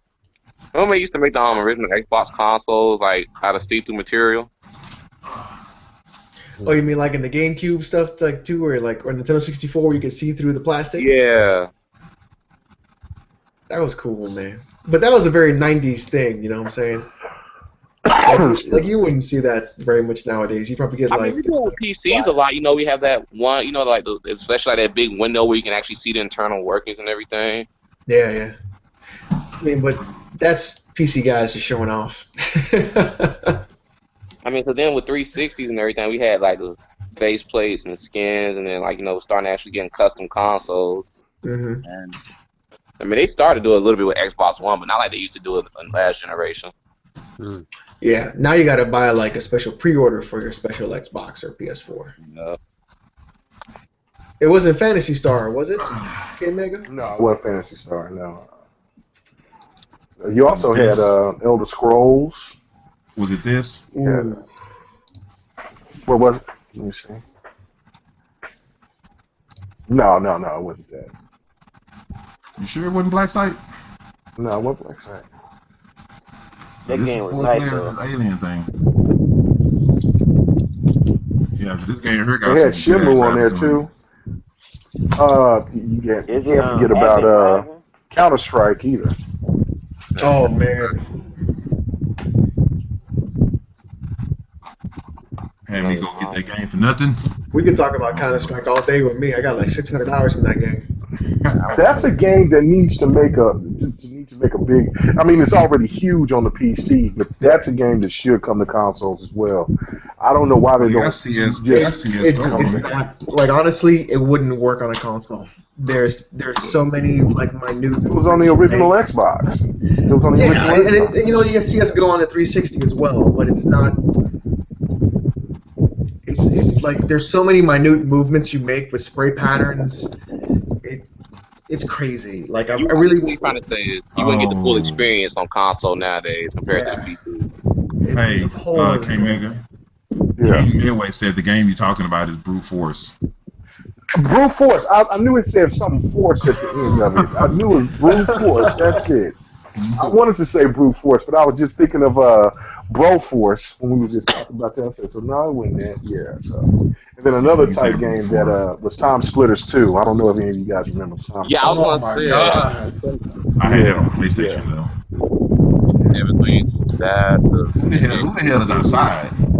Then Blink. I think that's Charles. What's that? Charles, you went outside? Was that you outside or was that Drake? No, I was leaning back and the fan was blowing in the mic. Sorry about that. No. I know what I want to see. Somebody. I know what I want to see. I want to see True Crime remake. Oh man, that would be really, really good. Yeah. That game was awesome. And that, why in the world could I that? Because I beat both of these games, and I would pay for this game, for both of these games. They made in the HD version, and that is Knights of the Old Republic. Yes. Bring those back. That was actually the first time that I played any Star Wars game ever. I wouldn't mind it if they just remade a new title for it.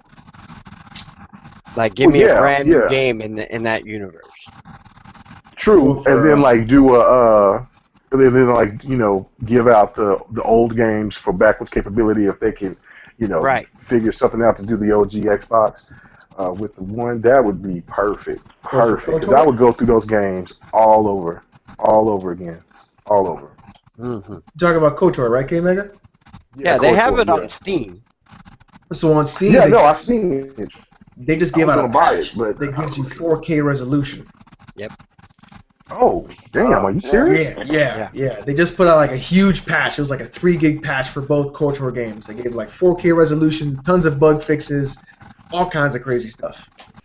I think I might go ahead and cop those. And even if he came to the one some kind of way or the export, I still get it. I'd buy that. That's a game that I would buy over and over and over again, just like Final Fantasy VII and Final Fantasy X, and God of War, and the God of Wars. I buy those games constantly. Well, and then see, there's more. There's Tekken. I buy every damn Tekken game that there is multiple times. Does not matter to me. Those games right there. With Chrono Trigger, I do that with Chrono Trigger. Oh, really? Yeah. Yeah, that's the game I do it with. So, yeah, that's definitely. Wow. They said they're gonna drop Donald Trump like a rock if he wins. Who said that? They said all Republicans will. They said if he actually wins in real life, every Republican in the world would drop him in an RV. Yeah, That's my pretty. God. Let's not get political. Let's keep not it get game. political. Politics in this video. Yeah, because it might get serious up in here. Everybody get kind of crazy. It might get They serious. never get that licensing straight. What if they brought the NCAA football franchise back? I know you was a big fan of that battle. Rumors of it. This one, wasn't it? Yeah. Yeah, 14 But I was the think- last one. Wasn't the issue the fact that they had to either pay the players and the students and stuff, or something like that was going on? It was a big There was thing. only one player that bitched, and he caused the uproar. And this is one guy, a great motherfucking guy, that bitch ass hoe didn't even go to fucking pros, and he got pissed off. He wasn't making no real money, so the best way he can do is fuck us out of our sports. I'm like, good job. Absolutely, that's exactly what he did. Well, shit. Look at where I live, University of Miami. Mm-hmm. They didn't get paid, but they got fucking cars, they got planes, they got all kinds of shit. You know, they got He was one of those.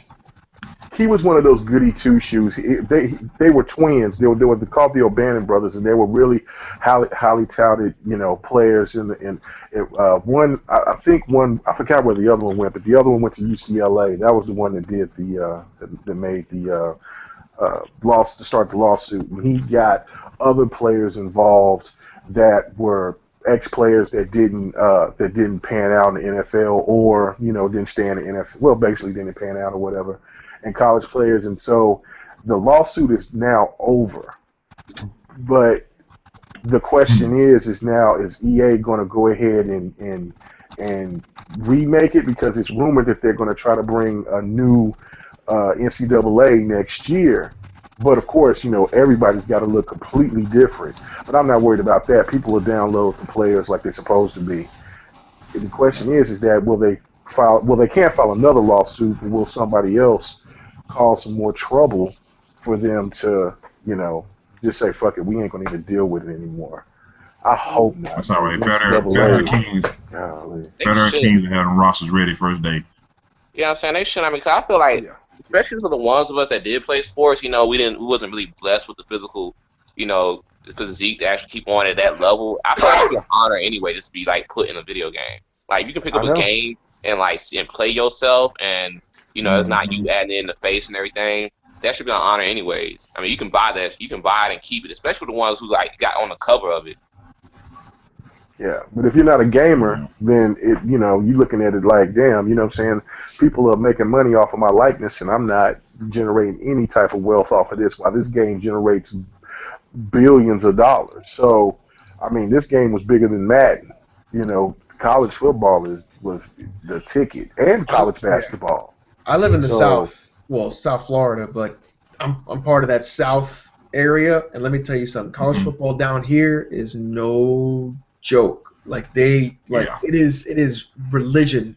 Like even Friday night high school, you're like, oh my God, what is going on? It's Friday, Saturday, Sunday, every week. Like you ain't lying. That's how it is in Texas too. We are a sports state. Yeah. We got playing around. We got fucking college and high school teams playing in Dallas Stadium in a professional stadium. They don't even play at the actual college. I mean, that shit is serious now. And people take it. I'm talking about where I work at. On any day that there's a sports event of any kind, my building is empty early. Like motherfuckers are gone. Like where'd everybody go? Oh shit, man, it's a game. Come on at 5. They going to the stadium. I'm like, what? What the hell? Like y'all got jobs to do and shit. Everybody leaving. If my state cared more about sports than Hollywood, we'd probably do better around here. Hey man, look, I'm a Miami Dolphins fan, all right? So believe me, if my state cared about their team, I'd be better than what we're doing right now. Nah, he's talking Charles talking about California, but you got to think about y'all got the hottest women in the United States. Man, they got so many teams. They just got the Rams, didn't they? Yeah, they did. On paper. On paper, Miami coming up there. That's why I'm saying if they cared more about teams, sports in general. I mean, we lost our hockey, we lost soccer. Chargers want to go out of anywhere but San Diego. Yeah. It's just a mess. They care more about what Hollywood star is eating than sports. I mean, yeah, they have Yeah, that. that's It's a just, also it is a lot of sports teams. y'all got I a mean, I lot of don't really motherfucking say teams that. in And then California. y'all got Stephen Curry this year, so y'all should be good. Right.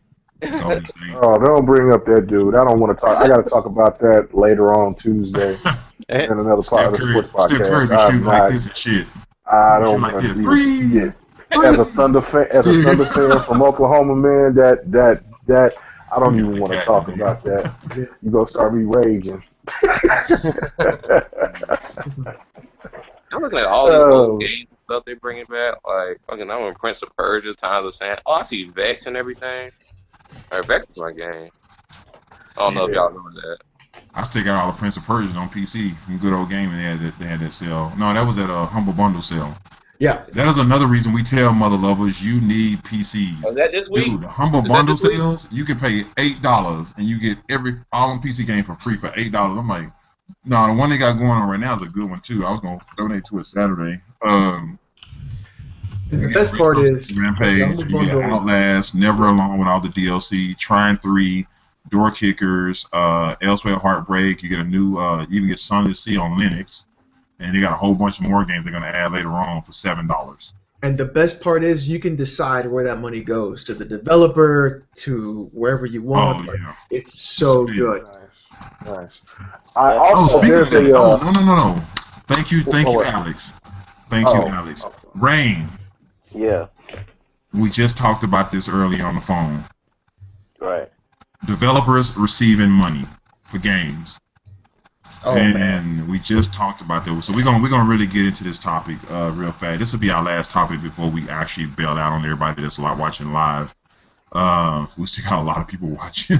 uh, basically, Xbox's original plan for game developers getting money off of used games. Mm. And what brought this topic up, me and Rain was talking about HHG, if y'all know who that is. Supporting GameStop. And, you know, everybody wanted to get promo by GameStop and this and that. Everybody already know that GameStop is the devil. But Right. we basically, we was talking about how they was doing everything they could to belittle Microsoft this generation and try to take money out of their pocket.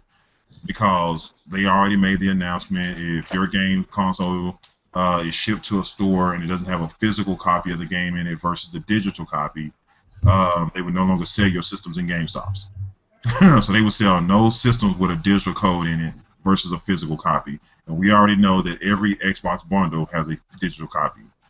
And so that was their way of GameStop not having to sell Xbox Ones. Wouldn't that also affect That the was like Wii U because they have like Mario 3D World is installed in the Wii U Yeah. too. But hey, that if you don't have it in there, they won't be selling that either. I don't think they give a shit about Wii U. Wii U's not even in this generation. They don't even care. I mean, man. nobody care about the Wii U at this point. Even developers don't care, and No, no, Nintendo but- doesn't Yeah, either. man. I No, can't. the only reason they did that to Xbox is because Xbox was doing their Fixing all that. best to give money back to the publishers for the Yeah, game that's what I was if talking you about. traded it in. And that is a good thing. If the publishers are getting their money, even from a resold copy, that Mhm. puts money toward another game. And if you bought that game used and love that game, you're going to want a sequel or something more from that publisher. So why Yeah. not have your money go to the publisher instead of 100% going to a third party that doesn't care? All they want is your money. Yeah, and that's what I was getting at. See, Xbox had this original plan before they patched the system before launch, to where people kept believing, oh, well, you can't, if you have to be online all the time, there's no physical copies, or you can't trade your games in. That was a lie. They had already had a plan where they had machines ready to be shipped out to every retailer, GameStop, Best Buy, Target, all the major retailers that takes games back and trades them in. I think even Walmart takes traded games in now. They was going to do that, and they were going to put these machines in there to where every time you bought an Xbox One game and you installed it in your system, it would have a serial number burned into this disc. So basically, once that serial number was activated in your Xbox One, the moment you went and traded it back in, it would deactivate it. It would regenerate a new code as a pre-owned code. And so when that pre-owned code was sold at all those retailers, the funds that was sold from the pre-owned, they would split the profit three ways. It was split between the retailer, the developer, and Microsoft. it would split the profits 3 ways. So for the first time in history, game developers would have got money for pre-owned titles. And GameStop was very much against that. Why do you think they supported the PS4 so much and this and that? Because PlayStation was trying to give them the Vaseline treatment. But at the same time, Sony didn't care anyway because their whole goal was to push consoles. And they weren't going to lose no money either way because it's not their damn games. Just like right now, they don't really have no damn games. Everything is through a third party or second party. So they're not losing any money. But Microsoft felt like, hey, we're doing this for the gamers and we're doing this for the developers. So we don't care if we're not making a profit off of it this way. The whole point is we wanted to make sure the developers got copies. GameStop made trillions of dollars last year on pre-owned games, and the developers got zero. So the class of people who are here spending here got to feed their families. They have to go home. They have to spend hours away from their families developing these damn games, get jack shit. Yeah, Microsoft was going to make a way where these developers could get paid throughout the year. So instead of you just paying one time. But on a side note, too, like let's say you buy a game that has extended copy code, right? And you trade that in. You've already used the copy code on your system. You trade the game in, right? Somebody buys that game and tries to use that code's not going to work, right? No. And that's how EA and them are kind of getting back at GameStop, sort of. And you can go online and re-download, pay to re-download that content. Whereas the way that Microsoft was going to do it, I would still get that extended content bundled with that game when I purchased it used, because it's no longer dedicated to somebody else's system. I mean, when I look at something like GameStop, right, and I look at how the publishers are performing and what they're doing, I really can't help but not feel sorry for either one of them. And the reason why I say that is because you have so many publishers who basically need GameStop. They need those people to buy those games through GameStop, and GameStop even has a conference for those publishers and for those store managers to go out to there and talk about what GameStop's going to do next. So when I see publishers slice up DLC for GameStop specifically, for Best Buy specifically, for Walmart specifically, and they slice up pre-order content for all those things, and they use GameStop pre-order sales to determine if their game has gone gold, if it's gone platinum, or they push their games through GameStop, but then they turn around and complain that GameStop is selling used games. I don't know. I kind of can't feel sorry for them because they're using GameStop to sell their products. Then they get mad that GameStop resells used games. Well, the only thing that made this so I think extreme, it falls on Steam, right? Because whereas Steam, okay, we can't trade in our games with Steam. No. But at the same time, I don't have to buy a third-party game right at launch. I could wait till summer sale, get it for 75% off or something, right? But money is still going back to the developer, right? After Valve gets the cut, yeah. Right, but nonetheless, and now, if you look at that, then all of a sudden, when Steam's successful, well, Ubisoft does their own. Ubisoft system sucks. That's why I play their games on the console. Ubisoft system goes through Steam. Yeah, it does. Some games do. Yeah. But some games there do. have been games on Steam I bought, and it makes me have to use that stupid Uplay, and I hate Uplay. Yeah. I refuse to do it. I'll use a console. Yeah. Like the Crew. I just don't have a problem with you playing more. It's been approved. Oh man, it's No, it's a disaster. It's a bridge on fire. Exactly. I haven't had any problems out of it. I played the Crew and I played all on Splinter Cell on it all the time. I've never had any crashes or anything else. I've lost save files. I've lost all kinds of stuff. Yeah, it's a mess. Yeah. And then Origin went to your example as well. Right, Origin did some strange things. I hate Origin. But the EA Live on the Xbox is nice. I like their service on there. Access is great. Yes. But that's what started this whole mess, was because of Steam, right? Because they didn't think Steam should be getting so much for their sold games, so they tried to branch out, and people flamed. And this is what I don't understand. PS4 is screwing us over. When EA screwed us over, oh, the internet went ballistic. Okay, hands What's down coming in ballistic. America? When when SimCity came out with online only, people screamed, complained, whatever. It's now Oh, you can not even play just off. that. I'm sorry to cut you off, Charles, but the Mass Effect 3 Prothean pre-order DLC. Right. How are you going to put a Prothean as pre-order DLC when the whole series is about the Protheans? Right. Mm-hmm. I'm sorry, I'm still heated about that. Like Right, 4 right. years later. Right, but the internet, you know, we're mostly PC gamers, the ones that get so violent because we feel jaded, we don't get as much, blah blah blah, right? So we always flame our publishers when they do wrong. But the console people, they don't care. I Well, don't get it. that's not true. That's not true. Well, You know, you I'm know a what I console mean. guy. Yeah, yeah. No, I'm a console guy more than I'm a PC guy. But Yeah, Yeah. but at the same time, you're voicing your opinion, right? But right, right. what changes are happening on Sony? Well, People but flame Well, Xbox. let's rephrase that Xbox. then. Let's rephrase that. Sony gamers don't give a shit to the right. Right, right. Sony. Because Yeah. when Xbox people, gamers would give Xbox shit like that, and it gets fixed in like a week or two. right, because Mhm. like everybody misunderstood Xbox approach and flamed them, they patched everything out like immediately, Well, it right? wasn't Once like they honestly. explained it, they want it back. I don't think it was just a patch out. I think it was once Phil came in and Phil said, "We're gonna fix this fucking boat before you Oh sink no, it." it was patched out. It was patched out before it launched. It was a 3 GB Right, right, patch on day one. Yeah. You boot your system. It took all the features away immediately. Yeah. right. That pissed everybody. Well, it made a lot of people be like, okay, when I actually play my games like normal, and then what was it, 6 to 8 months later, they explained to what the online all the time benefits would have been, and now everybody's like, well, fuck, we want that back. We're like, we want that back. Now Okay. everybody wants it, but it's not available anymore. I mean, No. they could patch it back in if they wanted, but It'll make a lot of problems. it would. They've gone so many months without it now. It would take a lot of time to actually make it work with what they have done and what with people like now.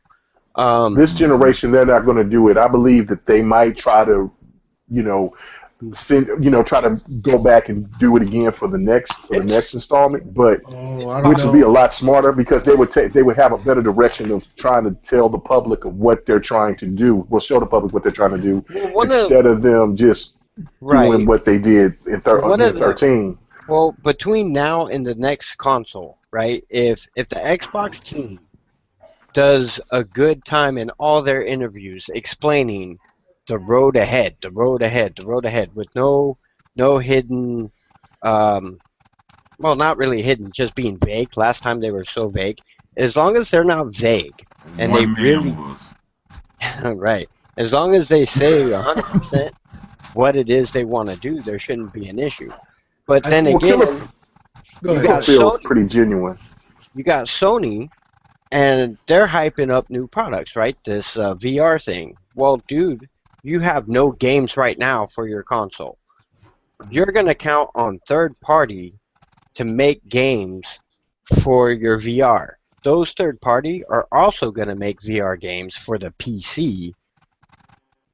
So what?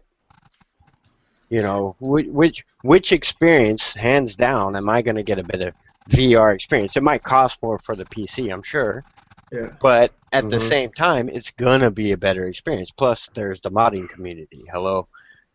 Right. PS4, I'm sorry, you can't have any more of my money. Okay, Mega, go ahead, and then I'll go after you. Okay, no, I just was just saying that if they take their time, and they're already starting to do that, but the problem is that they have a lot of people like certain YouTubers or a lot of YouTubers, but that want to fight them at every turn because they are trying to show us that hey, that we want to take the direction of gaming to a whole nother plateau. So, if long as they're not people that just constantly just trying to throw, just walk at them with torches and saying burn them at the stake, then I think that they'll keep gradually letting us know what they're doing as long as the voice is not too loud where the people are trying to, resist them and tell them that we don't want this. That's the only thing that I fear is because I think Phil is pretty genuine about how he is. I don't know the guy personally, but I do know that every time he has an interview, he does a great interview. You know, he tells you what he can, and if if he can't tell you, then he'll tell you that he can't tell you that. But they're going the right direction. It's just the opposition. If they can shut them up and just let them do their job and let's see where it goes, I think everything will be all right. I think to Mega and Charles's point, a lot of like when you look at something like, could the next generation of consoles be online only? I think hold on a second. Thanks for joining us, Dion. See you next time, bro. Yeah. He bounced out. I guess he's out. Special guest. It's a great show. He'll see us next time. He's supposed to join us, but he don't follow me on Twitter, so I couldn't send him the link. Yeah. So I think when you look at something like, could next gen be online? I'm very weary about that because it took Steam a better part of 10 years to be accepted by the PC community, as when Half-Life 2 came out. When you look at something like console games and people who play consoles, or just gamers in general, which I hate the term gamer anyways, but because I read books, I'm not a booker. But when you look at stuff like online only, I don't think it's just the message that the company produces. I also think it's something to do with just the infrastructure of the United States as a whole with internet, right? You've got places that use satellite internet right now. You got places that aren't as well developed, even states that we live in that aren't as good with internet as we have it, let's say maybe where Charles lives or I live or in New York City or anything like a major metropolitan area. Right. So you look at places like that, and then if you kind of like, it's not the exact equivalent of what's going on, but if you look at like what happened with Skyrim and paid mods, right? Paid mods are something that you could see happening down the line. But when you see how it's implemented and when you see how it reacts and when you see how it's taken in, is it really worth the effort to protect your product more so than dealing with the backlash of loss of customers? And I think that right now, in today's day and age, with the way the internet is and the way we're so reliant upon it, but we pay so much out of our nose for it, I personally don't see online-only consoles coming next gen or the gen after. Maybe the third generation after this generation, maybe. But until Google Fiber is everywhere, I really don't. I personally don't see it. It's just so ingrained in us. Even now with season passes, we're just like, I'm not paying $30 more for content that should have been in the first place. I'll just wait. Game of the year. So I mean, it's funny you say things like that. I think there's so many things. Go ahead. But they created 300,000 dedicated servers around the world. Servers just for Xbox Live around the world. 300,000 dedicated, only to the one. That way it wouldn't even interfere with the 360 servers at all. That's why when you always see somebody say Xbox Live go down, this and that, it's always one or the other. It's never both of them. Yeah. It's always either 360 is down or Xbox One is down. It's never both of them at the same time because they own two different sets of servers. But they had already placed these servers around the United States. Out of all the states that's in the United States, only 11 of them would have been affected by the online all the time thing. Only 11 out of all the states that we have. Now, and that wasn't even Microsoft's fault. That was the state's fault because they're limiting the people who live there internet services. Oh yeah. And Microsoft was like, it's not our problem. They was like, look, it's really not our problem. These 11 states are doing this to their own people. It has nothing to do with Microsoft. We was trying to put our servers there. They told us no because they knew they would have to give the people that live in that state faster internet services. Yeah. So I don't see how people can throw Microsoft under the bus because of that. I mean, blame your state. That was the biggest complaint with certain states was like, we're not going to be able to do it here because we don't have this and this and this. And I admit that guy that worked for Microsoft at the time said the screwed up thing when he said, well, we got Xbox 360. Yeah. I mean, but at the same time, he went by saying it the wrong way. What he should have said is talk to the people that own your state. Yeah. Because it's their problem. Because Microsoft went to every state and tried to fix that. And that's the point I'm trying to make. It's not really Microsoft's fault. They had a really good idea if everybody could have internet. But not everybody has the internet that we're lucky to have. So true. But at the same time, there are also people who can't afford gold, right? And they still have that service. So There you go. And that's my beef with Gold already. Like putting multiplayer behind that Gold wall before when they had Netflix on stuff behind that Gold paywall.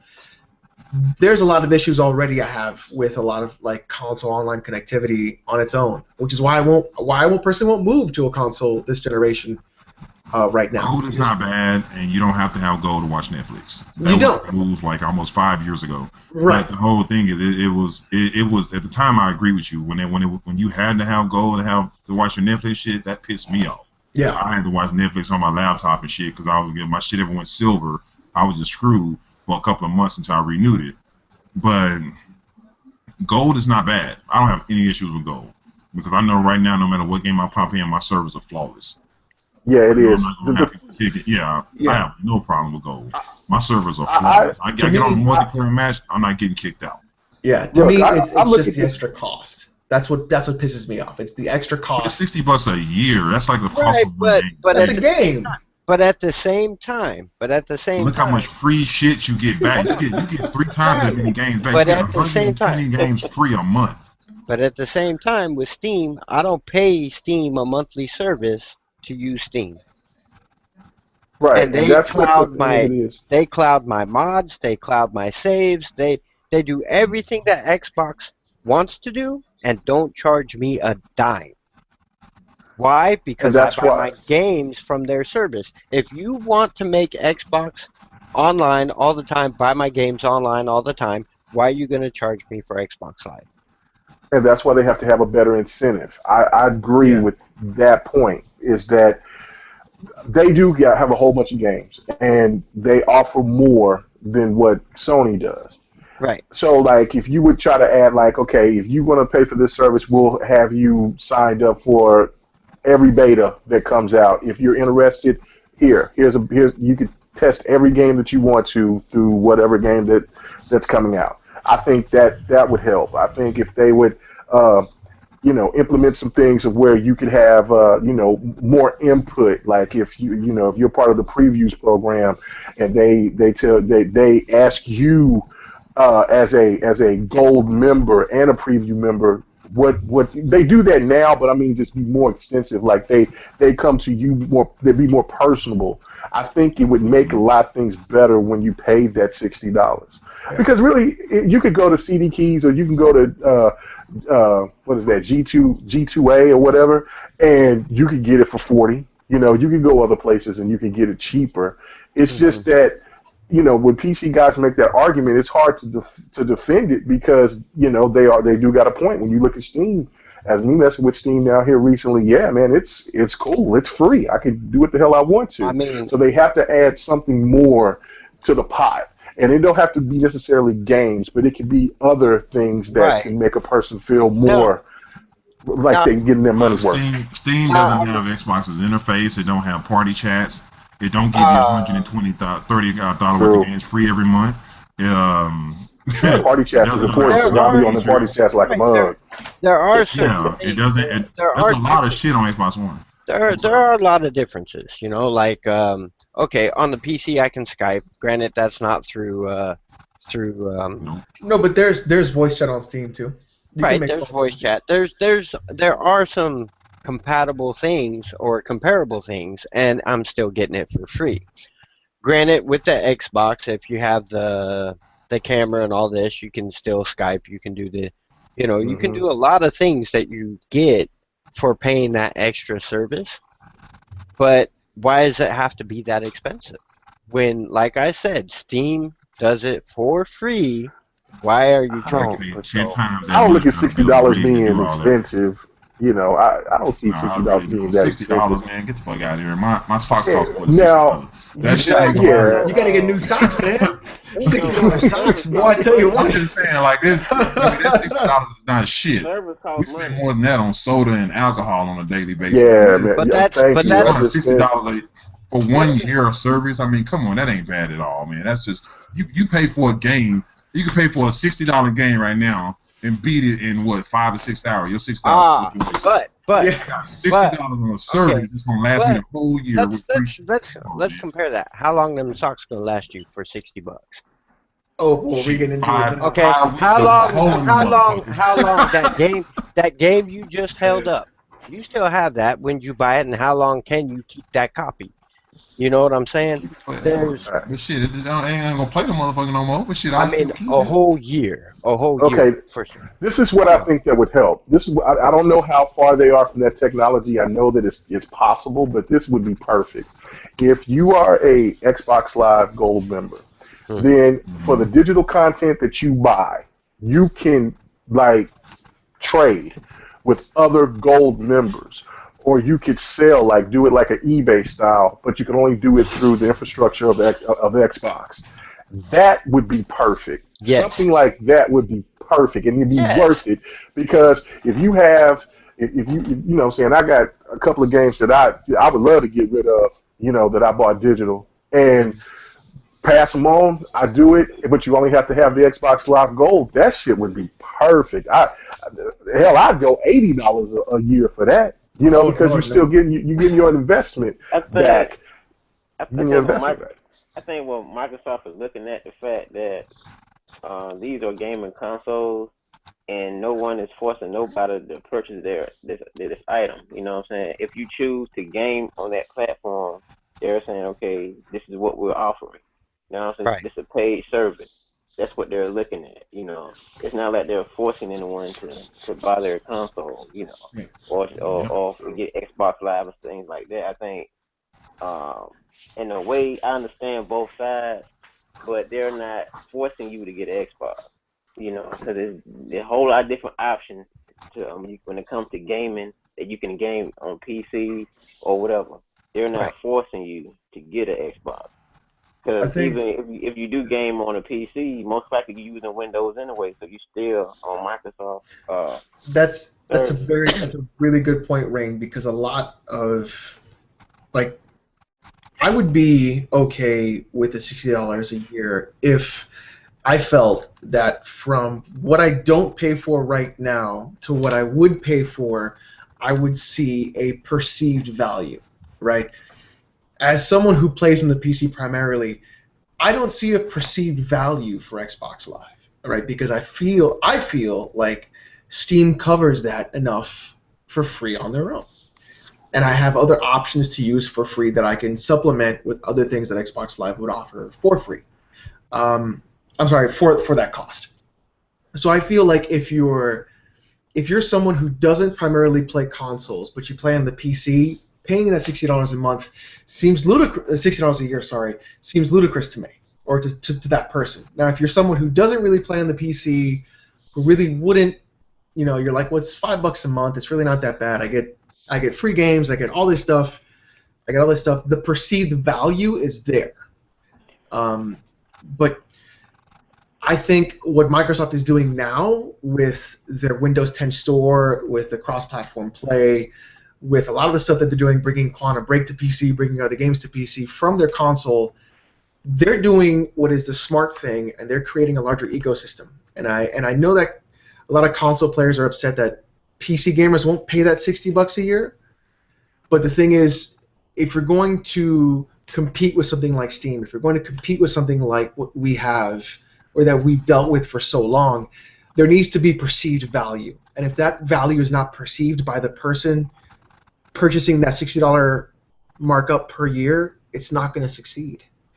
And I think that's where everything differs. And I think that when you have someone who plays consoles specifically, there's value to that. Even with PSN games for free, even though we were like, what's going on? These aren't really games. But that's still a perceived value, right? That's really what it is. Like, does the person purchasing this perceive this to have value to them? And I think that's where a lot of it comes through. Shadow has it as a value. Charles and I do not. So we would not purchase $60 a year. We would go like, I'll just buy $60 worth of games on sale and get 35 games for $60 on Steam sale, and I'll just give you guys games for free. But that's just a different perceiving of value compared to like. I think that it's for the record, Charles already paid it. Yeah. yeah, for real. You, No, Mark. CD keys, CD keys.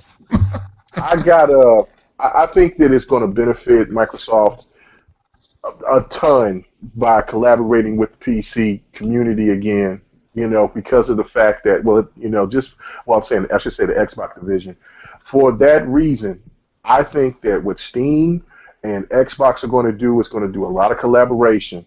And what could happen Tuesday with these big announcements, it could be that they're going to do app stores. They're going to try to, try to get into the heads and the minds of you Steam, fanatics. So not fanatics, but guys that love Steam, and Yeah. and try to get you guys to coerce to come over to the console market in one way, shape, or form. And I think that that's why I can't understand why anybody would want to doubt this. This is perfect. This is something that PlayStation should be trying to do, because this would help out with them on sales.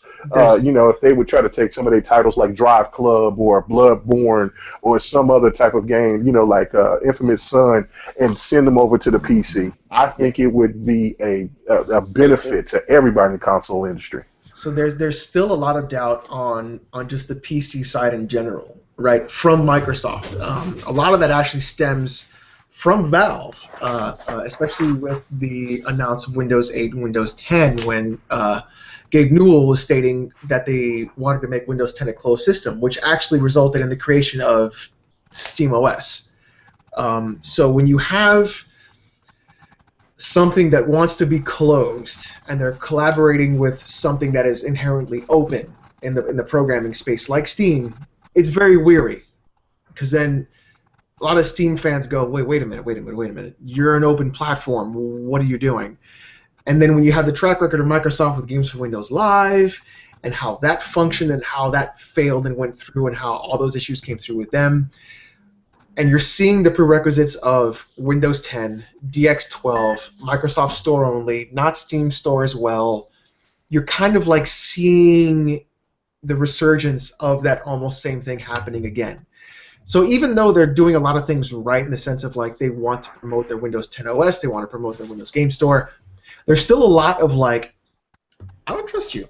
Like, I don't trust you. Like, I don't speak for every PC gamer, but I feel like a lot of them feel the same way I do, in the sense of like, Microsoft, I don't even trust Windows 10. Like, there's so many things in Windows 10 that don't function properly or that record what you do, but there's still so much that can be done to gain back the favor of the PC crowd that I think that Microsoft has to tread very carefully, because one simple misstep and they will lose it all. And I think that's what's really cautious about me in that. But damn, I mean, what else can? I mean, but this is a company. At the end of the day, they got to generate some kind of revenue. I mean, you can't just say free everything. Here, fire sale. Let's send this shit out. Let's get them all back. You know what I'm saying? I mean, that's the thing that's what too overcritical. Yeah, you know what I'm saying? There's got to be some kind of give and take. So as long as that, yeah. Oh, so that's no. Go ahead, Shadow. I talked enough. From the standpoint, as a person who's a console gamer and a PC gamer, which is me, I mean, I don't have a $1,400 computer for nothing. I mean, I pay to play games at the most powerful resolution and shit. My card costs $410. So I mean, I'm a PC gamer. I get that. I spend a fortune to make sure my shit running ultra on everything.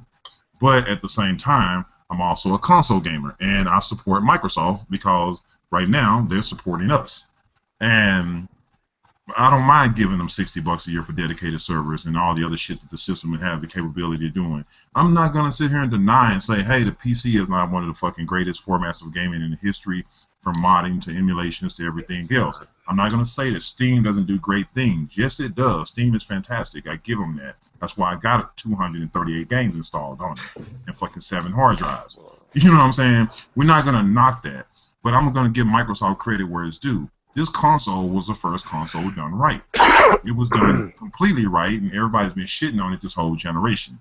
Not to mention, the service, $60 a month, who cares? It's fine. It gives you for almost $2,000 game worth of games free a year. Who cares? I get that back and some. Then you look at it from the cross-platform thing they're doing. Everybody's talking about the Windows Store is going to be like Windows Live. Windows Live pissed me off, because I still got 5 or 6 games to this day I have to do a workaround to make the bitches boot up, which is terrible. Dark Souls. But I got to give credit that the Windows Store games that I have right now, I'm even playing the Fable Legends beta and the Gigantic beta right now, running through the Windows Store, and they're working perfectly fine. I got Rise of the Tomb Raider. It's working fine. I haven't had no issues. Windows 10 has done nothing more than make my games perform a hell of a lot better. I had games I had on Windows 7 Ultimate that I couldn't even get 30 to 40 solid frames at. I'm getting over 140 to 200 frames with right now, which is ridiculous. Right. Mm-hmm. So it's even making my games perform a hell of a lot better than they did on their previous OS. Not to mention the thing they're doing with the cross. You give these guys credit. You look at it like this. All I gotta do is pre-order Quantum Break on Xbox One, and when I do that, they're giving me both Alan Wake games and all the DLC and a free PC copy of Quantum Break for $60. Yeah. Who the hell gonna say that's a bad deal? I'm getting the Xbox One version, the PC version, and 2 Alan Wake games and all the DLC. How's it not a win? Yeah. That is a win. And I think to your point, Shadow, like that's the kind of thing that with this kind of thing with Microsoft, it's just going to take time because I think a lot of people have a lot of a really bad taste in their mouth from beforehand. Like it took Steam 12 years ago. Yeah, it took Steam 12 years for people to go, oh shit, Steam's fucking great, like we should use that shit. It's going to take time for Microsoft to use this too and to get it on there. And I think that Phil is making the right moves. He's doing the right things. He's getting the right numbers. It's going to be great for Xbox fans, for PC fans, because they're going to get everything, right? Yeah. Sony needs to get on the bandwagon and needs to start doing something because they're losing money. PC's a $32 billion industry. That's a lot of money. But you wouldn't think that with how much money they charge you for every little damn thing. Exactly. See, they got to get the cost some kind of way. I mean, they got to get the cost some kind of way, and then being financially crippled themselves as a company, they're going to pinch nickel and dime every little thing. Right, and in the long run, this I honestly believe will make them go out of business in time. Yeah. Because they're charging you for everything, number one, and they're not making any money off console sales. You get that straight. Right. Everybody bragging about, they sold 36 million systems. They're not making any money off the consoles. No, they shipped 36 million systems. There's a difference. Right, yeah, they shipped 36 million. They haven't sold 36 million. They keep counting shipped as sold, and that's got everybody in an uproar. They just killing Xbox right now. Yeah, they could have shipped that shit from that warehouse to that warehouse. They done sold them already. Them bitches sitting in the warehouse. They still got paid for those shipped consoles. Yeah, but technically they're not in houses. That's what they're not in houses. They're not reaching people. So when you see that 36 million shipped, you're really seeing like 2 or 3 million purchased, right? You're seeing like such a smaller margin being purchased. And we are armchairing CEOing right now. I mean, that's really what we're doing. But still, I mean, when you look at something like Sony, they have so many other fields that they work in, and when you saw them downsizing and when you see them kind of like adjusting and readjusting and seeing where their money's really being made, a lot of the money's really being made in video games. Not much TVs anymore because Samsung is whipping their fucking ass. But right. But I think that's the beauty of like really good competition, right? Sony had to be like, yo, we got to readjust and fix this shit now. They got to do it again. They have to do it again. Just like Microsoft went, holy shit, we need to readjust and fix what Matrix said and fix this shit quick. So they need to readjust too. And I think that's the thing. They need to have really good business people on the market figuring out what needs to be done and where to put their games. And I mean, honestly, what's the worst thing of losing an exclusive to a PC? Nothing. You just gain more sales. Well, don't let those fanboys tell you different because it's the end of the fucking world with Forza and Gears and them. Yeah, it's like if it's not exclusive unless it stays on PlayStation. No, okay. Well, y'all be broke and let somebody go in there, another entity go in there and buy y'all's damn company out while Microsoft and PC keeps generating wealth. Because you so hard-headed. I mean, I don't understand if it doesn't get on, if it's not on Nintendo and if it's not on, PlayStation. I don't care. I don't give a damn. It's still an Xbox exclusive. And people say we're talking about the consoles. Right. We're not talking about the PC. The PC, you can go, like I said before, you can go to the dark web or you can do your fucking taxes on the PC. It doesn't, you know what I'm saying? You do any damn thing on the PC. So how it's its own entity. Damn, the PC is its own thing. Leave it. That's not a console. Yeah. That's not a console, guys. You know what I'm saying? Get it through your head. Just because a big major exclusive from Microsoft is going towards the PC, that still isn't a console. It's Well, not. this past couple years is starting to change now. You can get console-sized PCs You can, yeah, form factors. Yeah, yeah. that play Yeah. Steam games And that stuff. cost as much as a console. So you can go in for Yeah. like 450, 500 that run at 1080p 60 on a lot of games. So, Mm-hmm. Shitty ass Alienwares to do that. yeah, hey man, hey look, don't Uh, bring Alienware. Oh, like hit a colors, nerve. all right? Hit I a like the nerve. You colors. know I had to do it. I had to do it.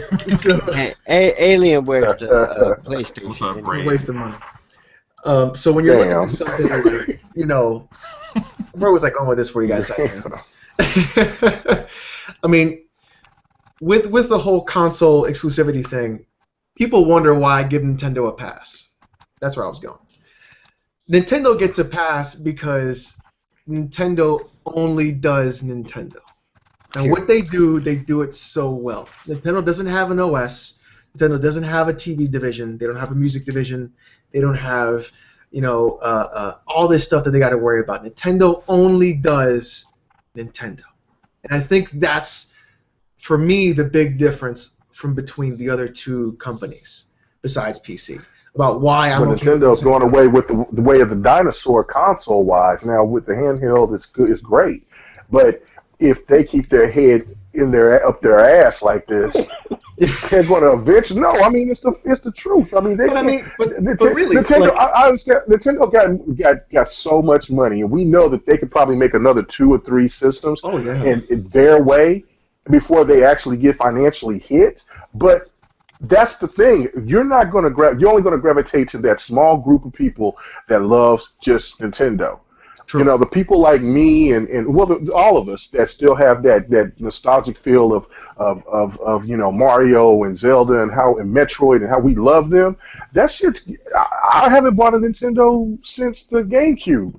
You know what I'm saying? Until they come with a console-like system, I'm not buying. I'm not buying that shit. I'm just not. You got to do better by your If you want a bigger fan base to go through the generations, you got to get with the times. That's all I'm saying with But see, Nintendo. I think the thing is, yeah, go ahead, Ray. I remember when the Wii was out. Now that console did great as far as sales, but I remember reading the Tips and Tricks magazine back in the day.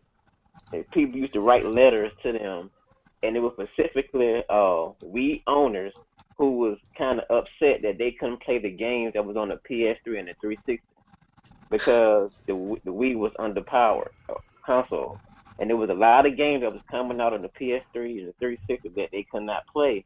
So they were stuck with that Wii, and they didn't want to just play those type of games. They wanted to play more advanced games. If Nintendo would have made the console stronger and that can play those Wii games along with games like Gears of War and God of War, those type of, if that was strong enough, it would have lasted longer, the generation, and they wouldn't have to come up with the Wii U so quick. A lot of. Oh, go ahead.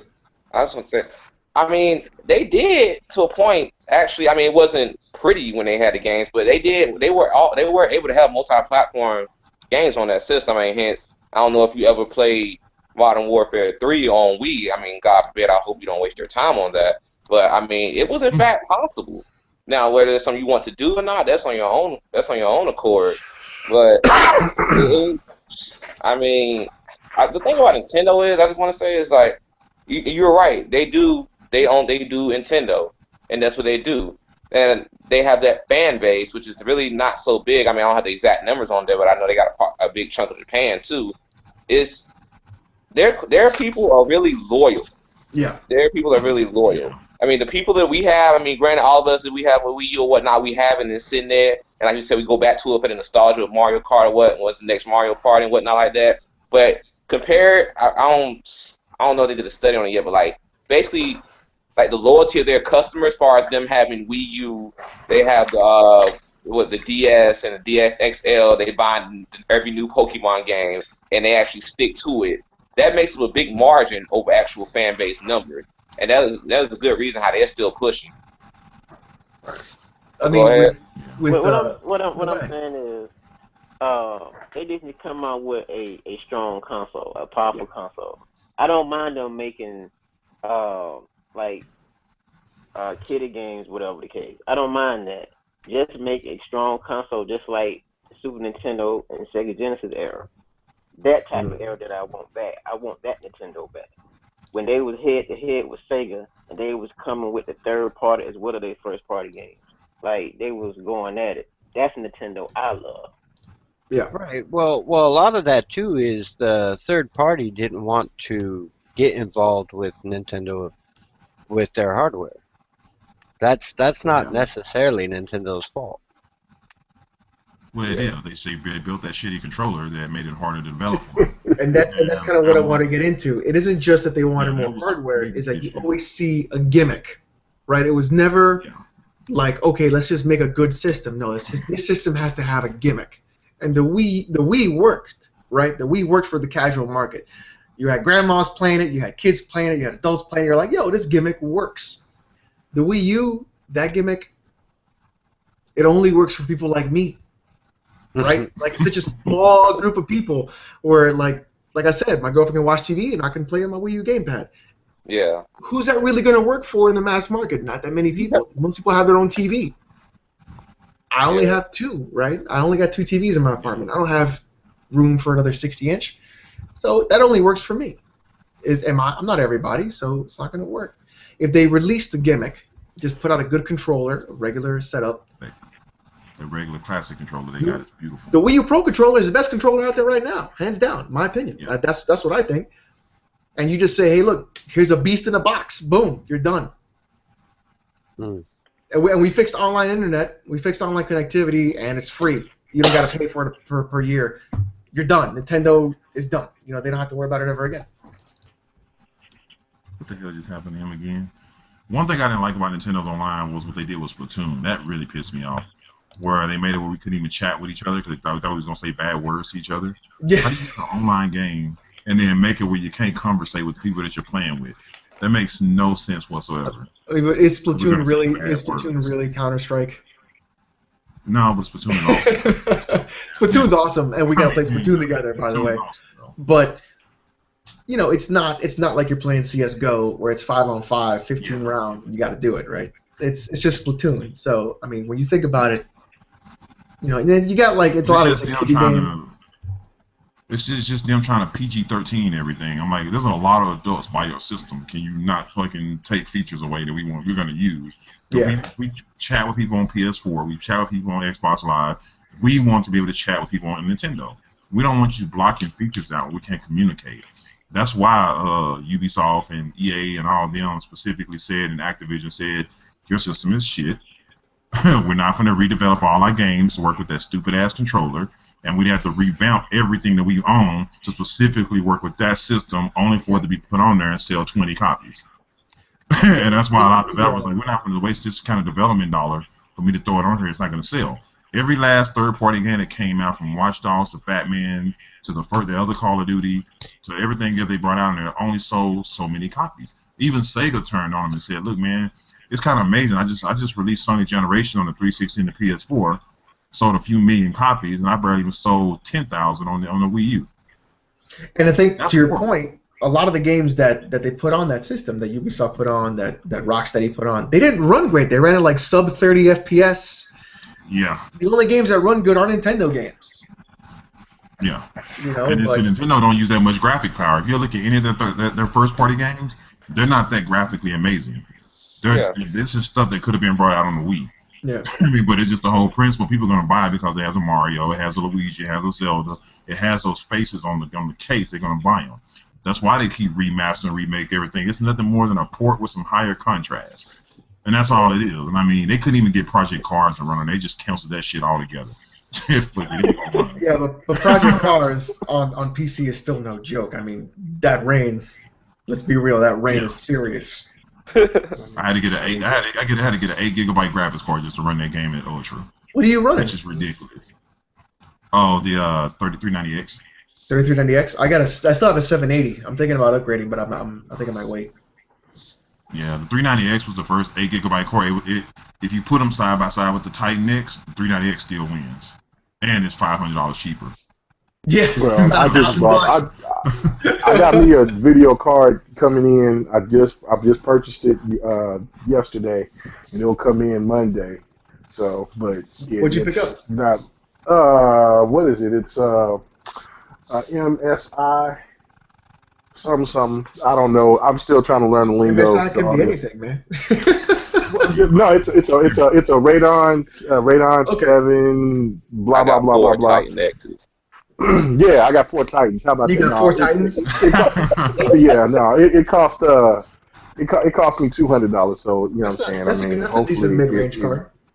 You'll be all right. yeah. So that's what I was trying to get, because I mean the stuff that I was trying to play, it was choppy as hell and it was stuttering, and Yeah. I was like, oh, okay. So I didn't want my stuff to do the remix, but I was gonna just say this point about Nintendo.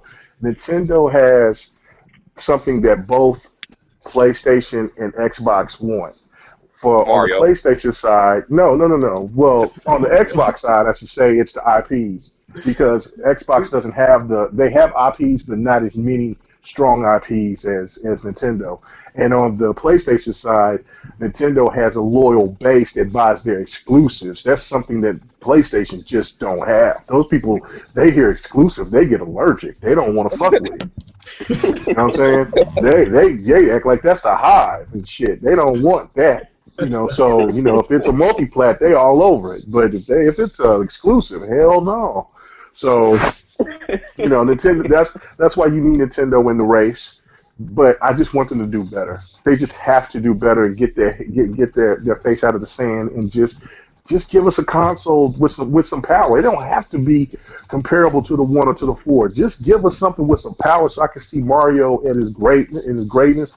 So see some cool shit and some particle effects, and let's get to it. So I can buy it. I'm ready to buy a Nintendo machine.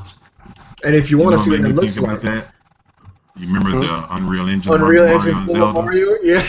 Yes. Oh Yeah. my God. That's what I was about to Made bring two up. videos of that. I got 2 videos of it. I kind of hid them on those special wallpapers so Nintendo don't flag my video and take all my revenue. Nintendo attacked all the YouTubers. You can't put a Nintendo video up anymore. But see, that's also a Shit, very Nintendo kind of thing. Like, they don't understand the internet. They don't understand a lot of stuff. And I think we could talk about Nintendo literally for the next 3 hours if we wanted to. But there's there's so much that they kind of like get in and don't get in. And you're just like, they do really good on this, but they don't know what the fuck they're doing here. And it's just, I think all of us can agree that we want the best for Nintendo, because deep down inside, everybody is a Nintendo fan, right? Everybody wants to see Nintendo succeed. Right.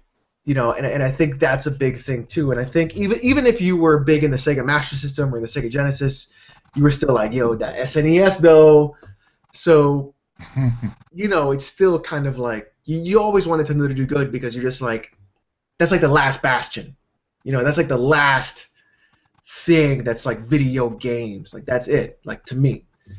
So that's why back in the day, you didn't mind saying you had a Nintendo, but you gonna say that now. And you feel ashamed. You feel ashamed. Hey man, I say that now. I got a Wii U. I got a Wii U, man. But do you got that DS though? I do. I got that 3DS in the bedroom right over there. I can play Chrono Trigger on it. That's terrible. I remember I made a video about that. I used to call the DS the dumb shit. The dumb shit. Creating another Nintendo dumb shit. You get pissed off on somebody online, like, go play Wii. Just go play Wii. Get off, go play Wii. Nah, Pokemon on the 3D. Yeah, Pokemon X and Y. I got that too. Yep. Or you could just tell them to go play a Vita and pretend like they got games. Ooh. I'll just wait for that. I'll wait for that emulator to come, and then I'll be all over that Vita. Damn, dude. Damn, Daniel. I want to ask the question here. I was just thinking, like, if Nintendo did go that route, get more powerful and everything like that, was able to work with developers and they actually have like third-party games developed for them, and get to that point, not almost to the point, but like at least up close to that point of Xbox and PS4, like, would it lose its specialness? Like, what I'm trying to say is like, would we just be comparing it or like fighting against it again with like, or people be fighting against it with No. again like Xbox and PlayStation? Well, to be honest, if they did everything that everyone wanted from it, it might outsell the other two consoles just for the mere fact that when a parent buys the next Nintendo for their kid because it's the safe console, Yeah. and the kid is still getting the games that his PS buddies or Xbox buddies are playing, yeah, it's gonna do well. Yeah. You know, it's when that kid comes home and says, "Mom, I don't like it." Well, why? Well, Johnny's got an Xbox, and he's Yep. playing with Billy, and they're having fun, and I can't play with nobody. Damn, this sounds like a sad ass story. That's a God, sad right? story, Charles. Yeah, I got a question though. Like, but Why you gotta break it down? if it was able to play those games, would it still be the safe console? I think. I mean, because Nintendo kid is different from like a PlayStation, Xbox, Call of Duty type kid. Yeah, he's not calling you He's that shelter kid. online. That's the problem. That's the Right. difference. Yeah. Well, Okay. hey, well you can. Hey, that's something else you can get Microsoft credit for, the algorithm. They Yeah, the probably algorithm. block you from playing online with kids. Get them motherfuckers credit for that shit, because you no longer have to play online with whiny kids cussing you out thanks to Microsoft's algorithm. I think with Nintendo, I think recently it's the console that's been defining them instead of the games. And I think once Nintendo has the hardware out, it'll be the games defining them instead of the console. And I think that's still going to be a big part of Nintendo is the games they put out. You know, like regardless of whether there's a gimmick or not. Is great. It's just And that they're brand. immune Yeah. to It- getting knocked off. They're immune to all the hate and the console war, because all you got to say to a Nintendo fan is you know, well, PlayStation 4 sold 40 million consoles. So what, bitch? I got Mario. You know what I'm saying? That is, you know, I got Mario. they're on a they're on a whole other level, man. Nintendo people are you know, hardcore fans are. Right. They don't care about the console war Well, like you that. want to be so, hardcore, you tell them you got Monster Hunter. Yeah. But then That's- again, that's game over. it still falls into, like I said it earlier, 9 times out of 10, no matter what console you have out of the major two, 9 times out of 10 you always pick up the Nintendo because Exactly. there are that one title or two or three that you play with your friends on that specific console. Yeah. So it's always, you might not always have a PlayStation and an Xbox, but 9 times out of 10, a gamer has either one of those and a Nintendo. Yeah, and then it goes what you're saying too. Like if they do, and they keep it like, you know, at less power, you know, not saying lesser quality, they can make it cheaper. I mean, you look at Xbox and PlayStation, you know, especially when they first come out or something like that, you like 400, 500. You look at Wii, okay, 280, 230. You know, I think what the high point was at 300. Like that ain't that bad. Shoot, like you said, like get a game in a season pass. That's almost half the cost right there. Mm-hmm. Right. At the end of the day, freaking, like I said, between Mario and PTA moms are gonna pay Nintendo more than you'll ever pay like Sony or Microsoft. Right. But the thing is, the PS4 and Xbox are going to continue to get games throughout the year because of third party. Mm-hmm. Nintendo, you still going to be stuck with first party title that's going to come out twice a year. Yeah, But that's I mean, that's always been their issue, right? They've never had third party. They've never been able to do like x86 architecture in their systems to like make like, because the new consoles, the Xbox One and the PS4, they're basically small stripped down PCs. That's what they are. Right.